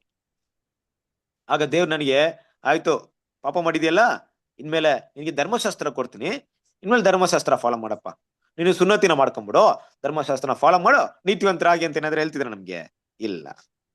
ಏನಂತಿದ್ರೆ, ನೋಡು ಇದು ನೀತಿ, ಆದ್ರೆ ಇಲ್ಲಿವರೆಗೂ ನೀನು ಅನೀತಿಯಾಗಿ ನಡೆದಿದ್ಯಾ, ಆದ್ರೆ ಇನ್ನು ಮುಂದೆ ನೀನ್ ನೀತಿವಂತರಾಗ್ಬೇಕಾದ್ರೆ ನನ್ನ ಒಬ್ಬನೇ ಮಗನನ್ನ ನಂಬಿಕೆ ಇಡು, ಆತನು ನಿನಗೋಸ್ಕರ ತನ್ನ ಜೀವವನ್ನು ಕೊಟ್ಟಿದ್ದಾನಂತ ನಂಬಿಕೆ ಇಡು, ನಿನ್ನ ಪಾಪವನ್ನ ಪರಿಹಾರ ಮಾಡೋದಿಕ್ಕೆ ಆತನು ತನ್ನನ್ನು ಒಪ್ಪಿಸಿಕೊಟ್ಟಿದಂತ ನಂಬಿಕೆ ಇಡು, ನಾನು ನಿನ್ನನ್ನ ನೀತಿವಂತರ ಪಟ್ಟಿಯಲ್ಲಿ ಇಡ್ತೀನಿ. ನಾನು ನೀತಿವಂತರಾಗಿ ಎನಿಸ್ತೀನಿ. ಸಿಗ್ತಾ ಇದೆಯಾ? ಯಾವ ವಿಷಯ ಧರ್ಮಶಾಸ್ತ್ರದಲ್ಲಿ ಮಾಡಕ್ಕಾಗ್ಲಿಲ್ವೋ ಅದೇ ವಿಷಯನ ದೇವ್ರ ಏನ್ ಮಾಡಿದಾರೆ ತನ್ನ ಮಗನ ಮೂಲಕ ಮಾಡಿದ್ದಾರೆ ಅಲ್ವಾ? ಸಾಗಿರ್ಬೇಕಾದ್ರೆ ಕ್ರಿಸ್ತನ ಪ್ರೀತಿ ಹೆಸರು ಸರಿರೆ ಯೋಚನೆ ಮಾಡ್ರಿ. ಇದೇನು ಅಷ್ಟು ಸುಲಭವಾದ ವಿಷಯ ಅಲ್ಲ. ಇದೇನ ಸೂಚಿಸ್ತಂದ್ರೆ ಕ್ರಿಸ್ತನ ಜೀವನವನ್ನ ತೋರಿಸ್ತಾ ಇದೆ. ಆತನ ಭೂಮಿಯಲ್ಲಿ ಹೇಗೆ ಜೀವನ ಮಾಡಿದ್ರು ಅಂತ ತೋರಿಸ್ತಾ ಇದೆ. ಎಷ್ಟು ದೊಡ್ಡ ಜವಾಬ್ದಾರಿನ ಹೊತ್ಕೊಂಡು ಅದನ್ನ ಮಾಡಿ ಮುಗಿಸ್ಬೇಕಾದ್ರೆ ತನ್ನ ಇಡೀ ಜೀವನವನ್ನ ಭೂಮಿಯಲ್ಲಿ ಮುಡುಪಾಗಿಟ್ಟದನ್ನ ತೋರಿಸ್ಕೊಡ್ತಿದ್ದೆ. ಅಷ್ಟು ದೊಡ್ಡ ತ್ಯಾಗವನ್ನ ಮಾಡಿರುವಂತ ಕರ್ತನಾದ ಯೇಸು ಕ್ರಿಸ್ತನನ್ನ ನೆನೆಸ್ಕೊಳ್ಬೇಕಾದ್ರೆ ಪ್ರೀತಿಯ ಸಹೋದರ ಸಹೋದರಿಯರು ಆತನಿಗೆ ಎಷ್ಟು ಕೃತಜ್ಞತೆ ಭಾವನೆಯನ್ನ ಉಳ್ಳವರಾಗಿರ್ಬೇಕು, ಎಷ್ಟು ಥ್ಯಾಂಕ್ಫುಲ್ ಆಗಿರ್ಬೇಕು. ಯಾವ ರೀತಿ ಥ್ಯಾಂಕ್ಸ್ ಇಲ್ಲ ನಾಲ್ಕು ಯೇಸು ಕ್ರಿಸ್ತನಿಗೆ ಇಂದು ಇಷ್ಟು ದೊಡ್ಡ ಒಳ್ಳೆ ಕೆಲಸ ಮಾಡಿದ್ರಲ್ವಾ. ಅದಕ್ಕೆ ಹೆಂಗ್ ಥ್ಯಾಂಕ್ಸ್ ಹೇಳೋದು, ಕೃತಜ್ಞತೆ ಹೆಂಗ್ ತಿಳಿಸೋದು? ನಮ್ಮ ದೇಹಗಳನ್ನ ಸಜೀವ ದಾರಿಯಲ್ಲಿ ನಡಿಬೇಕು. ಹೌದು, ನಮ್ಮ ದೇಹಗಳನ್ನ ಸಜೀವ ಯಜ್ಞವಾಗಿ ಒಪ್ಪಿಸ್ಕೊಡ್ಬೇಕು ಅಂತ ನಾವ್ ಹೇಳ್ಬೇಕಾದ್ರೆ ಅಪ್ಪ ಯೇಸು ಕ್ರಿಸ್ತನ್ ಮಾಡಿದಂತ ತ್ಯಾಗಕ್ಕೆ ಸರಿ ಸಮನಾದಂತ ಒಂದು ತ್ಯಾಗವನ್ನ ಮಾಡ್ಬಿಡ್ತೀನಿ ಅಂತ ಅಲ್ಲ ಅರ್ಥ. ಏನರ್ಥ ಬರುತ್ತೋ ಗೊತ್ತಾ? ಆತನ ಕೊಟ್ಟಂತ ಪರಿಪೂರ್ಣವಾದ ದೇಹಕ್ಕೆ ಕೊಡಕ್ ನಮ್ಮ ಹತ್ರ ಏನೂ ಇಲ್ಲ. ಹಾಳಾದಂತ ಈ ಒಂದು ಶರೀರ ಇದೆ, ಕೆಟ್ಟೋಗಿರುವಂತ ಈ ಶರೀರ ಇದೆ, ಏನಕ್ಕೂ ಯೂಸ್ ಇಲ್ದಿರುವಂತ ವೇಸ್ಟ್ ಆಗಿರುವಂತ ಈ ಬಾಡಿ ಇದೆ. ಅದನ್ನ ದೇವ್ರಿಗೆ ಒಪ್ಪಿಸ್ಕೊಬಿಡೋಣ. ಅದನ್ನ ಒಪ್ಪಿಸ್ಬಿಟ್ರೆ ದೇವ್ರು ಏನ್ ಮಾಡ್ತಾರೆ, ಅದನ್ನ ಮೆಚ್ತಾರೆ, ಇಷ್ಟಪಡ್ತಾರೆ. ಹೌದು, ನನ್ನಲ್ಲಿ ಇದೇ ತಂದೆ ಇರೋದು, ನನ್ನಲ್ಲಿ ಬೇರೇನೂ ಇಲ್ಲ, ನಾನೇನೇ ನಿಮ್ಗೆ ಒಪ್ಪಿಸ್ಕೊಡ್ತೀನಿ ಅಂತ ಯಾವಾಗ ನಾವು ಒಪ್ಪಿಸ್ಕೊಡ್ತೀವೋ ಅದು ನಿಜವಾಗ್ಲೂ ಕೃತಜ್ಞತ ಒಂದು ಅರ್ಥವಾಗಿದೆ ಕ್ರಿಸ್ತನ ಪ್ರೀತಿಯ ಸಹೋದರರೇ. ಯಾಕಂದ್ರೆ ಈ ವಿಷಯನ ಇಲ್ಲಿ ಮಾತಾಡ್ತಿದಂದ್ರೆ ಈ 8ನೇ ಅಧ್ಯಾಯ 3ನೇ ವಾಕ್ಯದಲ್ಲಿ ಈ ಟಾಪಿಕ್ ಇಲ್ಲ. ಆದ್ರೆ ದೇವ್ರ ಮಕ್ಳು ಇದನ್ನೆಲ್ಲ ಅರ್ಥ ಮಾಡ್ಕೋಬೇಕು. ನಮ್ಮ ಹೃದಯದಲ್ಲಿ ಈ ಭಾವನೆ ಬರ್ಬೇಕು. ಏನ್ ತ್ಯಾಗ ಮಾಡಿದ್ರೆ ನಮ್ಮ ಕರ್ತನು, ಎಷ್ಟು ದೊಡ್ಡ ತ್ಯಾಗ ಮಾಡಿದ್ರೆ, ಬದಲಾಗಿ ನಾನು ಏನ್ ಮಾಡಕ್ಕಾಗುತ್ತೆ, ಅವ್ರಿಗೆ ಏನ್ ಕೊಡಕ್ಕಾಗುತ್ತೆ, ನಾನು ಇದನ್ನೆಲ್ಲ ಗ್ರಹಿಸ್ಕೊಳ್ಳಕ್ಕೆ ಈ ಪಾಯಿಂಟ್ ಎಲ್ಲ ನಾವು ಅರ್ಥ ಮಾಡ್ಕೊಳ್ತಾರೆ. ಎಷ್ಟು ದೊಡ್ಡ ಒಂದು ಕೆಲಸವನ್ನು ಮಾಡಿದ್ದಾರೆ. ಧರ್ಮಶಾಸ್ತ್ರವನ್ನು ತೆಗೆದಾಕ್ಬೇಕಾದ್ರೆ ಎಷ್ಟು ಕಷ್ಟ ಆಯ್ತು, ಧರ್ಮಶಾಸ್ತ್ರದಲ್ಲಿ ಇದ್ದವ್ರನ್ನ ಬಿಡಿಸ್ಬೇಕಾದ್ರೆ ಎಷ್ಟು ಕಷ್ಟ ಆಯ್ತು, ನಮ್ಮನ್ನ ದೇವರ ಪುತ್ರರು ಮಾಡ್ಬೇಕಾದ್ರೆ ಎಷ್ಟು ಕಷ್ಟ ಆಯ್ತು, ಇಡೀ ಲೋಕವನ್ನ ವಿಮೋಚನೆ ಕೊಡ್ಬೇಕಾದ್ರೆ ಎಷ್ಟು ಕಷ್ಟ ಆಯ್ತು. ಇಷ್ಟು ದೊಡ್ಡ ಕೆಲಸವನ್ನು ಮಾಡಿದ್ರಲ್ವಾ ನಮಗೋಸ್ಕರ. ಅವ್ರಿಗಾದ ನಾವ್ ಏನಾದ್ರೂ ಮಾಡೋಣ ಅಂದಾಗ ನಮ್ಗಿರೋದು ಈ ಅಲ್ಪವಾದಂತ ಅಪ್ರಯೋಜನವಾದಂತ ಒಂದು ದೇಹ ಅಷ್ಟೇ. ದೇಹವನ್ನ ದೇವ್ರಿಗೋಸ್ಕರ ಕೊಡೋದ್ ಬಿಟ್ರೆ ಇನ್ನೇನು ಇಲ್ಲ. ಅದು ಲೀಸ್ಟ್ ತುಂಬಾ ಕಡಿಮೆ ಅಂದ್ರೆ ಕಡಿಮೆ. ನಾವೇನೋ ದೊಡ್ಡದಾಗಿ ತಿಳ್ಕೊಳಂಗಿಲ್ಲ. ನಾನು ನನ್ನ ದೇಹವನ್ನ ಸಂಪೂರ್ಣ ಕೊಟ್ಬಿಟ್ಟೆ ಅಂದ್ಬಿಟ್ಟು ಏನೂ ಇಲ್ಲ ನಮ್ ದೇಹ ಅಲ್ವಾ. ನಾಳೆ ಏನಾದ್ರು ರೋಡಲ್ಲಿ ಬೇಕಾದ್ರೆ ಆಕ್ಸಿಡೆಂಟ್ ಆದ್ರೆ ಮುಗ್ದೋಯ್ತು ಕತೆ. ಏನಾದ್ರು ರೋಗ ಬಂದ್ರೆ ನಮ್ಮ ಬಾಚ್ಕೊಂಡು ಹೋಗ್ಬಿಡುತ್ತೆ ನಮ್ಮ ಲೈಫ್ನ. ಅಲ್ಲಿಗೆ ಎಂಡ್. ಯಾವತ್ತು ನಿಶ್ಚಯ ಇಲ್ದೇ ಇರುವಂತ ಈ ದೇಹ, ಈ ಬಾಡಿ ಇವತ್ತು ದೇವ್ರಿಗೆ ನಾವು ಕೊಡ್ತೀವಿ. ಇನ್ನ ಎಷ್ಟು ದಿನ ಇದೀವೋ ಗೊತ್ತಿಲ್ಲ. ಅದು ಕೂಡ ನಮ್ ದೇಹ ಏನಾಗಿದೆ, ಏನ್ ಪರ್ಫೆಕ್ಟ್ ಬಾಡಿನ? ಯೇಸು ಕ್ರಿಸ್ತನ ತರ ಪರ್ಫೆಕ್ಟ್ ಬಾಡಿ ಇದೆ ನಮ್ದು. ಎಲ್ಲ ಕೆಟ್ಟೋಗಿರೋ ಬಾಡಿನ ಅದು ಕೊಟ್ರೆ ಸಾಕು ಅಂತಾರೆ ದೇವ್ರು. ಸೊ ಅರ್ಥ ಮಾಡ್ಕೊಳ್ಳೋಣ. ಬರುವಂತ ದಿನಗಳು ನೆನಪಲ್ಲಿ ಇಟ್ಕೊಳ್ಳೋಣ. ಕ್ರಿಸ್ತನ ಪ್ರೀತಿಯ ಸಹೋದರರೇ, ಪಾಸ್ ಓವರ್ ಬರ್ತಾ ಇದೆ. ಆ ಒಂದು ಕರ್ತನ ಭೋಜನವನ್ನ ನಾವು ಸಿದ್ಧತೆ ಮಾಡ್ತಾ ಇರ್ತೀವಿ. ಈಗಾಗಲೇ ನಿಮ್ಗೆಲ್ರಿಗೂ ಗೊತ್ತೇ ಇದೆ. ಮುಂದೆ ಬರುವಂತ ಪಾಠಗಳು ಇನ್ನೂ ಎಷ್ಟು ದಿನ, ಒಂದು 10 ದಿನ ಇದೆಯಾ ಪಾಸ್ ಓವರ್ಗೆ ಅಲ್ವಾ? 9 ದಿನ ಐತೆ. ಹೌದು. ಈ ಸಮಯ ಏನಪ್ಪಾ ಅಂದ್ರೆ ದೇವ್ರ ಮಕ್ಳು ಒಂದು ಯೋಚನೆ ಮಾಡ್ಬೇಕು. ಕೊನೆದಾಗ ಒಂದು ವಿಷಯ ಇಲ್ಲಿ ಮುಗಿಸ್ತೇನೆ ನಾನು. ಈ ಪಾಪ ಕ್ಷಮಾಪಣೆ, ದೇವ್ರ ಮುಂದೆ ಹತ್ಕೊಳ್ಳೋದು, ಇದೆಲ್ಲ ಪಾಸ್ ಔಟ್ ಟೈಮಲ್ಲಿ ಮಾಡಕ್ ಹೋಗ್ಬೇಡ್ರಿ. ದೇವ್ರ ಮುಂದೆ ನಮ್ಮನ್ನ ಸರಿ ಮಾಡ್ಕೊಳಕ್ಕೆ ಈ ಪ್ರಿಪರೇಷನ್ ಟೈಮೇ ಅದಲ್ಲ. ನಮ್ಮನ್ನ ಚೇಂಜ್ ಮಾಡ್ಕೊಳಕ್ಕೆ, ನಮ್ಮ ಪಾಪಗಳನ್ನ ರಿಯಲೈಸ್ ಮಾಡಕ್ಕೆ, ನಮ್ಮ ಮಿಸ್ಟೇಕ್ಗಳನ್ನ ಬಿಡೋದಕ್ಕೆ, ನಮ್ಮ ತಪ್ಪು ಮಾಡಿದವ್ರನ್ನ ಕ್ಷಮಿಸೋದಕ್ಕೆ ಇದು ಆ ಟೈಮ್. ಆ ಟೈಮಲ್ಲಿ ಹೋಗ್ಬಿಟ್ಟು ಆ ಕೆಲಸ ಮಾಡಕ್ ಹೋಗ್ಬೇಡ್ರಿ. ಅದು ಬೇರೆ, ಇದು ಬೇರೆ. ಏನ್ ಮಾಡ್ಬೇಕಾಗಿದೆ ಇಲ್ಲೇ ರಿಯಲೈಸ್ ಮಾಡೋಣ. ನಾವೇನ್ ಮಾಡಿದೀವಿ, ಎಷ್ಟು ತ್ಯಾಗ ಮಾಡಿದೀವಿ, ಎಷ್ಟು ತ್ಯಾಗ ಮಾಡ್ಲಿಲ್ಲ. ಅದಕ್ಕೆ ನಮ್ಗೆ ರಿಯಲೈಸೇಷನ್ ಇದೆಯಾ? ನೊಂದಿದೀವ ಮನಸ್ಸಲ್ಲಿ, ಪಶ್ಚಾತ್ತಾಪ ಪಟ್ಟಿದೀವ? ಮತ್ತೆ ಒಂದ್ಸರಿ ಅದಕ್ಕೆ ಅವಕಾಶ ಕೊಟ್ರೆ ಮಾಡ್ತೀವಂತ ದೇವರ ಸನ್ನಿಧಿಯಲ್ಲಿ ಕೇಳಿದೀವ ಅಂತ ಪ್ರತಿಯೊಂದು ವಿಷಯವನ್ನ ಈ ಸಮಯದಲ್ಲೇ ತಿಳ್ಕೊಳ್ಳೋಣ. ಆದ್ರೆ ಅವತ್ತು ಆ ದಿನ ಆ ಭಾವನೆಯಲ್ಲಿ ಇರೋದು ಬೇಡ ಅಲ್ವಾ? ಆ ದಿನ ಅಲ್ವಾ ಮತ್ತೊಂದು ಅವಕಾಶವನ್ನು ಕೊಡ್ತಾ ಇದ್ದಾರೆ ದೇವರು ನಮ್ಗೆ, ಬಾಧೆಗಳಲ್ಲಿ ಭಾಗವಹಿಸೋದಿಕ್ಕೆ. ಕೃತಜ್ಞತೆ ಭಾವನೆಯನ್ನ ತೋರ್ಸೋಣ ಅವತ್ತು. ತುಂಬಾ ಜನ ಹಂಗೇನ್ ಮಾಡ್ತಾರೆ, ಪಾತ್ರೆ ತಗೊಂಡು ಅವಾಗ್ಲೇ ಪಾಪ ಕ್ಷಮಾಪಣೆ ಕೇಳಿ, ದೇವರೇ ಇಲ್ವರೆಗೆ ಮಾಡಿದಂತ ತಪ್ಪನೆಲ್ಲ ಕ್ಷಮಿಸ್ಬಿಡ್ರಿ, ಮಿಸ್ಟೇಕ್ ಆಯ್ತು ಅಂದ್ಬಿಟ್ಟು. ಆ ತರ ಬೇಡ. ಯಾಕಂದ್ರೆ ನಾನು ಏನು ಕೇಳ್ತಾ ಇದ್ದೀನಿ ಅಂತ ಗೊತ್ತಿಲ್ಲ. ಮುಂದೆ ಸೋಮವಾರ ಯಾವ ರೀತಿ ಇದೆ ಮತ್ತೆ ನಮ್ಗೆ ಟಾಪಿಕ್ ಸ್ಟಡಿ ಮಾಡಕ್ಕಾಗುತ್ತೆ. ಪಾಯಿಂಟ್ ಹೇಳ್ತಾ ಇದ್ದೀನಿ, ನೀವು ಸ್ಟಡಿ ಮಾಡ್ರಿ. ಆ ಮೈಂಡ್, ಆ ವಿಷಯಗಳನ್ನ ಮನಸ್ಸಲ್ಲಿ ಇಟ್ಕೊಳ್ರಿ. ಆದ್ರಿಂದ ಆ ಥ್ಯಾಂಕ್ಫುಲ್ನೆಸ್, ಆ ಕೃತಜ್ಞತೆ ಭಾವನೆ ನಮ್ಗೆ ಯಾವಾಗ್ಲೂ ಇರ್ಲಿ. ನಮ್ಮನ್ನ ಸಿದ್ಧತೆ ಮಾಡ್ಕೊಳ್ಳೋಣ. ಕರ್ತನ ಬಾಧೆಗಳಲ್ಲಿ ಭಾಗವಹಿಸೋದಕ್ಕೆ ನಮ್ಗೆ ಅವಕಾಶ ಸಿಕ್ಕಿದೆ. ತುಂಬಾ ಸಂತೋಷ ಪಡ್ಬೇಕು. ಯಾರಿಗೂ ಸಿಗದೇ ಇರುವಂತ ಅವಕಾಶ. ಅದನ್ನ ನೆನ್ಸ್ಕೊಂಡು ಮುಂದೆ ಬರುವಂತ ವಿಷಯಗಳನ್ನ ನಾವು ಇನ್ನೂ ಕೂಡ ದೇವಚಿತ್ತವಾದ್ರೆ ಮುಂದಿನ ಸೋಮವಾರ ನನಗೇನ ಸಮಯವಿತ್ತು, ಏನಾದ್ರು ಇತ್ತು ಅಂದ್ರೆ ನೋಡೋಣ, ಇಲ್ಲ ಬೇರೆ ಏನಾದ್ರು ಕೆಲಸ ಇತ್ತು ಅಂದ್ರೆ ಇಲ್ಲ, ಗೊತ್ತಿಲ್ಲ ನನಗೆ ಯಾವ ರೀತಿ ಪರಿಸ್ಥಿತಿ ಇದೆ ಅಂದ್ಬಿಟ್ಟು. ಪಾಸ್ವರ್ಗ್ ಮೊದ್ಲು ಇದಕ್ಕೆ ಕೊನೆದಾಗಿರ್ಬೋದು ಅಲ್ವಾ. ನಮ್ಗೆ ಬುಧವಾರ ಇದೆ, ಬಟ್ ಪಾಸ್ವರ್ಗೆ ಸಂಬಂಧಪಟ್ಟಂತ ವಿಷಯವನ್ನ ಅಲ್ಲಿ ಮಾತಾಡಕ್ಕಾಗಲ್ಲ ಅನ್ಸುತ್ತೆ. ಅದಕ್ಕೆ ನೆನಪಿಸ್ತಾ ಇದ್ದೀನಿ. ಸೊ ದೇವರು ನಿಮ್ಮೆಲ್ಲರನ್ನು ಆಶೀರ್ವದಿಸಲಿ. Thank you.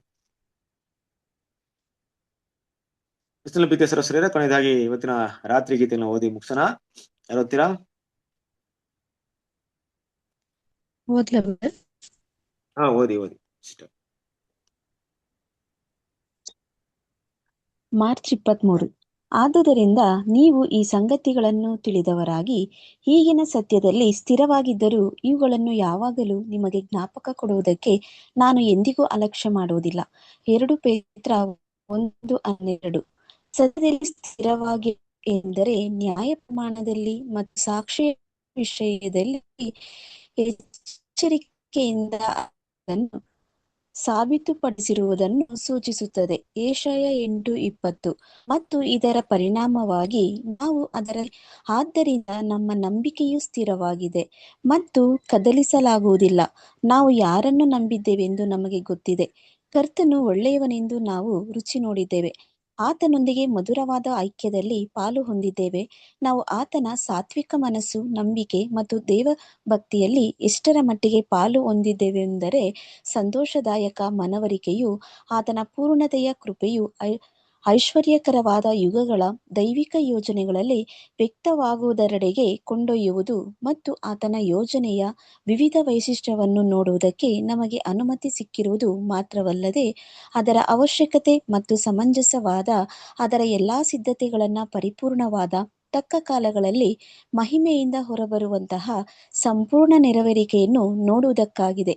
ಇದನ್ನೇ ಪ್ರಸ್ತುತ ಈಗಿನ ಸತ್ಯದಲ್ಲಿ ಸ್ಥಾಪಿತವಾಗಿರುವುದನ್ನು ಸೂಚಿಸಲಾಗಿದೆ. ಇದು ನಿಜವಾಗಿಯೂ ಅತ್ಯಧಿಕವಾದ ಆಶೀರ್ವಾದದ ಸ್ಥಿತಿಯಾಗಿದ್ದು ಅದರೊಂದಿಗೆ ಯಾರೂ ಕೊಡಲಾಗದ ಅಥವಾ ಯಾರೂ ತೆಗೆಯಲಾಗದ ಸಮಾಧಾನ ಮತ್ತು ಸಂತೋಷವನ್ನ ಕೊಡುವಂತದ್ದಾಗಿದೆ. ರೀಪ್ರಿಂಟ್ಸು 3089:3. Thank you sister. ಕ್ರಿಸ್ತನ ಪ್ರೀತಿಯ ಸಹೋದರರೇ, ಒಂದು ರಾತ್ರಿ ಗೀತೆ ತುಂಬಾ ಸುಂದರವಾದಂತ ವಿಷಯ ನಮಗೆ ತಿಳಿಸ್ಕೊಡ್ತಿದೆ. ಧ್ಯಾನ ಮಾಡಿ. ಆದ್ರಿಂದ ನೀವು ಈ ಸಂಗತಿಗಳನ್ನು ತಿಳಿದವರಾಗಿ ಈಗಿನ ಸತ್ಯದಲ್ಲಿ ಸ್ಥಿರವಾಗಿದ್ದರೂ ಇವುಗಳನ್ನು ಯಾವಾಗಲೂ ನಿಮಗೆ ಜ್ಞಾಪಕ ಕೊಡುವುದಕ್ಕಾಗಿ ನಾನು ಎಂದಿಗೂ ಅಲಕ್ಷ್ಯ ಮಾಡುವುದಿಲ್ಲ ಅಲ್ವಾ. ಪ್ರತಿಯೊಂದು ವಿಷಯವನ್ನ ನೆನಪು ಮಾಡ್ಕೊಳ್ರಿ. ನಮ್ಮ ಮುಂದೆ ಇರುವಂತ ವಿಷಯ ನೋಡಿ, ಧರ್ಮಶಾಸ್ತ್ರ ಬಗ್ಗೆ ಮಾತಾಡ್ತಿದ್ದೆ. ನ್ಯಾಯ ಪ್ರಮಾಣ, ಧರ್ಮಶಾಸ್ತ್ರ ಅಂದ್ರೆ ಅದರ ಮುಖ್ಯವಾದ ವಿಷಯವನ್ನ ಅರ್ಥ ಮಾಡ್ಕೊಳ್ಳಿ. ನಮ್ಗೆ ಏನದು ಅರ್ಥವಾಗುತ್ತೆ, ನಾವು ಅದನ್ನ ಯಾವ ರೀತಿಯಲ್ಲಿ ಅನುಸರಿಸಬೇಕಂತ ಪ್ರತಿಯೊಂದು ವಿಷಯವನ್ನ ಅರ್ಥ ಮಾಡ್ಕೊಳ್ರಿ. ನಮ್ಗೆ ಸಿಕ್ಕಿರುವಂತ ಈ ಒಂದು ಅವಕಾಶ, ಈ ಒಂದು ದೊಡ್ಡ ಒಂದು ಆಪರ್ಚುನಿಟಿ ಎಷ್ಟು ದೊಡ್ಡದಂದ್ರೆ ಆ ಬ್ಲೆಸ್ಸಿಂಗ್ನೆಸ್, ಆ ಒಂದು ಆಶೀರ್ವಾದಕರ ಅಂತ ವಿಷಯವನ್ನ ಅರ್ಥ ಮಾಡ್ಕೊಳ್ರಿ. ಇದನ್ನೆಲ್ಲ ಮನಸ್ಸಲ್ಲಿ ಇಟ್ಕೊಂಡು ಮುಂದುವರೆದಾಗ ಖಂಡಿತವಾಗ್ಲೂ ದೇವರು ಕೊಡುವಂತ ಸಮಾಧಾನ ನಮ್ಮಲ್ಲಿ ಇರುತ್ತೆ ಅಂತ ತುಂಬಾ ಸುಂದರವಾದ ವಿಷಯವನ್ನು ಹೇಳ್ತಾ ಇದ್ರೆ, ದಯವಿಟ್ಟು ಅದನ್ನೆಲ್ಲ ಮನಸ್ಸಲ್ಲಿ ಇಟ್ಕೊಂಡು ಅದನ್ನ ಮೆಡಿಟೇಟ್ ಮಾಡ್ರಿ. ದೇವರು ನಿಮ್ಮೆಲ್ಲರನ್ನು ಆಶೀರ್ವದಿಸಲಿ. ಕೊನೆಯದಾಗಿ ಪ್ರಾರ್ಥನೆ ಮಾಡಿ ಕೂಟವನ್ನು ಅಂತ್ಯ ಮಾಡೋಣ. ಮಧ್ಯಲಿರುವಂತ ಕಾರ್ತಿಕ್ ಬ್ರದರ್ ಪ್ರಾರ್ಥನೆ ಮಾಡ್ತೀರಾ? ಸರಿ ಬ್ರದರ್, ಪ್ರಾರ್ಥನೆ ಮಾಡಿಕೊಳ್ಳೋಣ. ನಮ್ಮನ್ನು ಬಹಳವಾಗಿ ಪ್ರೀತಿಸುವ ಒಬ್ಬನೇ ದೇವರಾದ ಯೆಹೋವ ದೇವರೇ, ತಮ್ಮ ಮಗನಾದ ಯೇಸು ಕ್ರಿಸ್ತನ ಹೆಸರಿನಲ್ಲಿ ನಿಮಗೆ ವಂದನೆ ಸ್ತೋತ್ರಗಳನ್ನು ಸಲ್ಲಿಸುತ್ತಾ, ಈ ಸಂಜೆ ಸಮಯದಲ್ಲಿ ಇಷ್ಟವರೆಗೂ ನಾವು ಕೇಳಿದಂತ ವಾಕ್ಯಗಳು ಕರ್ತನೇ, ನಮಗ್ ಕೊಡಲ್ಪಟ್ಟಿರುವಂತ ಯೇಸು ಕ್ರಿಸ್ತನ ರಕ್ತವು ಆತನ ಪಾಪ ವಿಮೋಚನಕ್ಕಾಗಿ ಕೊಟ್ಟಿರುವಂತ ರಕ್ತ ನಾವು ಬರುವಂತ ದಿನಗಳಲ್ಲಿ ನೆನೆಸಿಕೊಳ್ಳಬೇಕಾಗಿ ಕೊಟ್ಟಿರುವಂತ ವಾಕ್ಯಗಳಿಗಾಗಿ ದೇವರಿಗೆ ಸ್ತೋತ್ರ ಕರ್ತನೆ. ನಾವು ನಮ್ಮನ್ನ ಹೇಳಿದಾಗೆ ನಾವು ನಮ್ಮನ್ನ ಈ ಸಮಯದಲ್ಲೇ ತಿದ್ದಿ ಆತನ ಒಂದು ಮಾರ್ಗಕ್ಕೆ ನಾವು ನಡೆಯುವಂತೆ, ನಮ್ಮನ್ನ ನಾವು ಶುದ್ಧೀಕರಣೆ ಮಾಡುವಂತೆ ನಮಗೆ ಕೃಪೆ ನೀಡಿ. ನಾವು ಅನೇಕ ತಪ್ಪುಗಳು ಮಾಡ್ತಾ ಇದ್ದೇವೆ. ಅದನ್ನ ಎಲ್ಲವನ್ನ ಶ್ರಮಿಸಿ ದೇವರ ಚಿತ್ತವನ್ನು ನಡೆಯುವಂತೆ, ನಮ್ಮೊಳಗಡೆ ದೇವರ ಚಿತ್ತವನ್ನು ನಡೆಯುವಂತೆ ನಾವು ನಮ್ಮನ್ನ ತಗ್ಗಿಸಿ, ರೋಮಬರಿ ಬರ್ದಾಗೆ ನಮ್ಮನ್ನ ಸಜೀವ ಯಜ್ಞವಾಗಿ ಅರ್ಪಿಸುವಂತೆ ನಮ್ಮ ಜೀವಿತದಲ್ಲಿ ನಡೆಯುವಂತೆ ನಾವು ಕೃಪೆ ನೀಡಿ. ನಾಮ ಮಹಿಮೆ ಪಡೆಯಲಿ. ಬರುವಂತ ದಿನಗಳಲ್ಲಿ ನಮ್ಮನ್ನ ಸಿದ್ಧಪಡಿಸಿ ನಾನು ನಿಮಗೆ ದೇವರೇ ಕೃತಜ್ಞತೆ ಉಳ್ಳವನಾಗಿ ಇರುವಂತೆ ನಮಗೆ ಸಹಾಯ ಮಾಡಿ ಆಶೀರ್ವದಿಸು. ಕೇಳಿದ ಒಬ್ಬೊಬ್ಬರನ್ನು ಕೂಡ ದೇವರ ಆ ರೀತಿಯಲ್ಲಿ ಆಶೀರ್ವದಿಸು. ವಿಶೇಷವಾಗಿ ಮಾತಾಡಿದ ಸಹೋದರ ಕೂಡ ಇನ್ನು ಹೆಚ್ಚಧಿಕವಾಗಿ ಇನ್ನು ಅವರನ್ನ ಉಪಯೋಗ ಪಡಬೇಕಾಗಿ ದೇವರ ಕೃಪೆ ನೀಡಿ. ನಿನ್ನ ನಾಮ ಮಹಿಮೆ ಪಡಲಿ. ಬಲಪಡಿಸು. ಯೇಸು ಹೆಸರಿನಲ್ಲಿ ಬೇಡ ಹೊಂದಿದ್ದೇವೆ ನಮ್ಮ ಪರಲೋಕ ತಂದೆಯೇ. ಆಮೇಲೆ thank you brother. Thank you, brother. ನಮಸ್ತೆ ಬ್ರದರ್. ನಮಸ್ಕಾರ. ನಮ್ಮೆಲ್ಲ ಬ್ರದರ್ ಸಿಸ್ಟರ್ಸ್ ಥ್ಯಾಂಕ್ ಯು. ಸೋದರ ನಮಸ್ತೆ. ನಮಸ್ತೆ. Good night, brother. Good night Karthik brother. ನಮಸ್ತೆ ಬ್ರದರ್.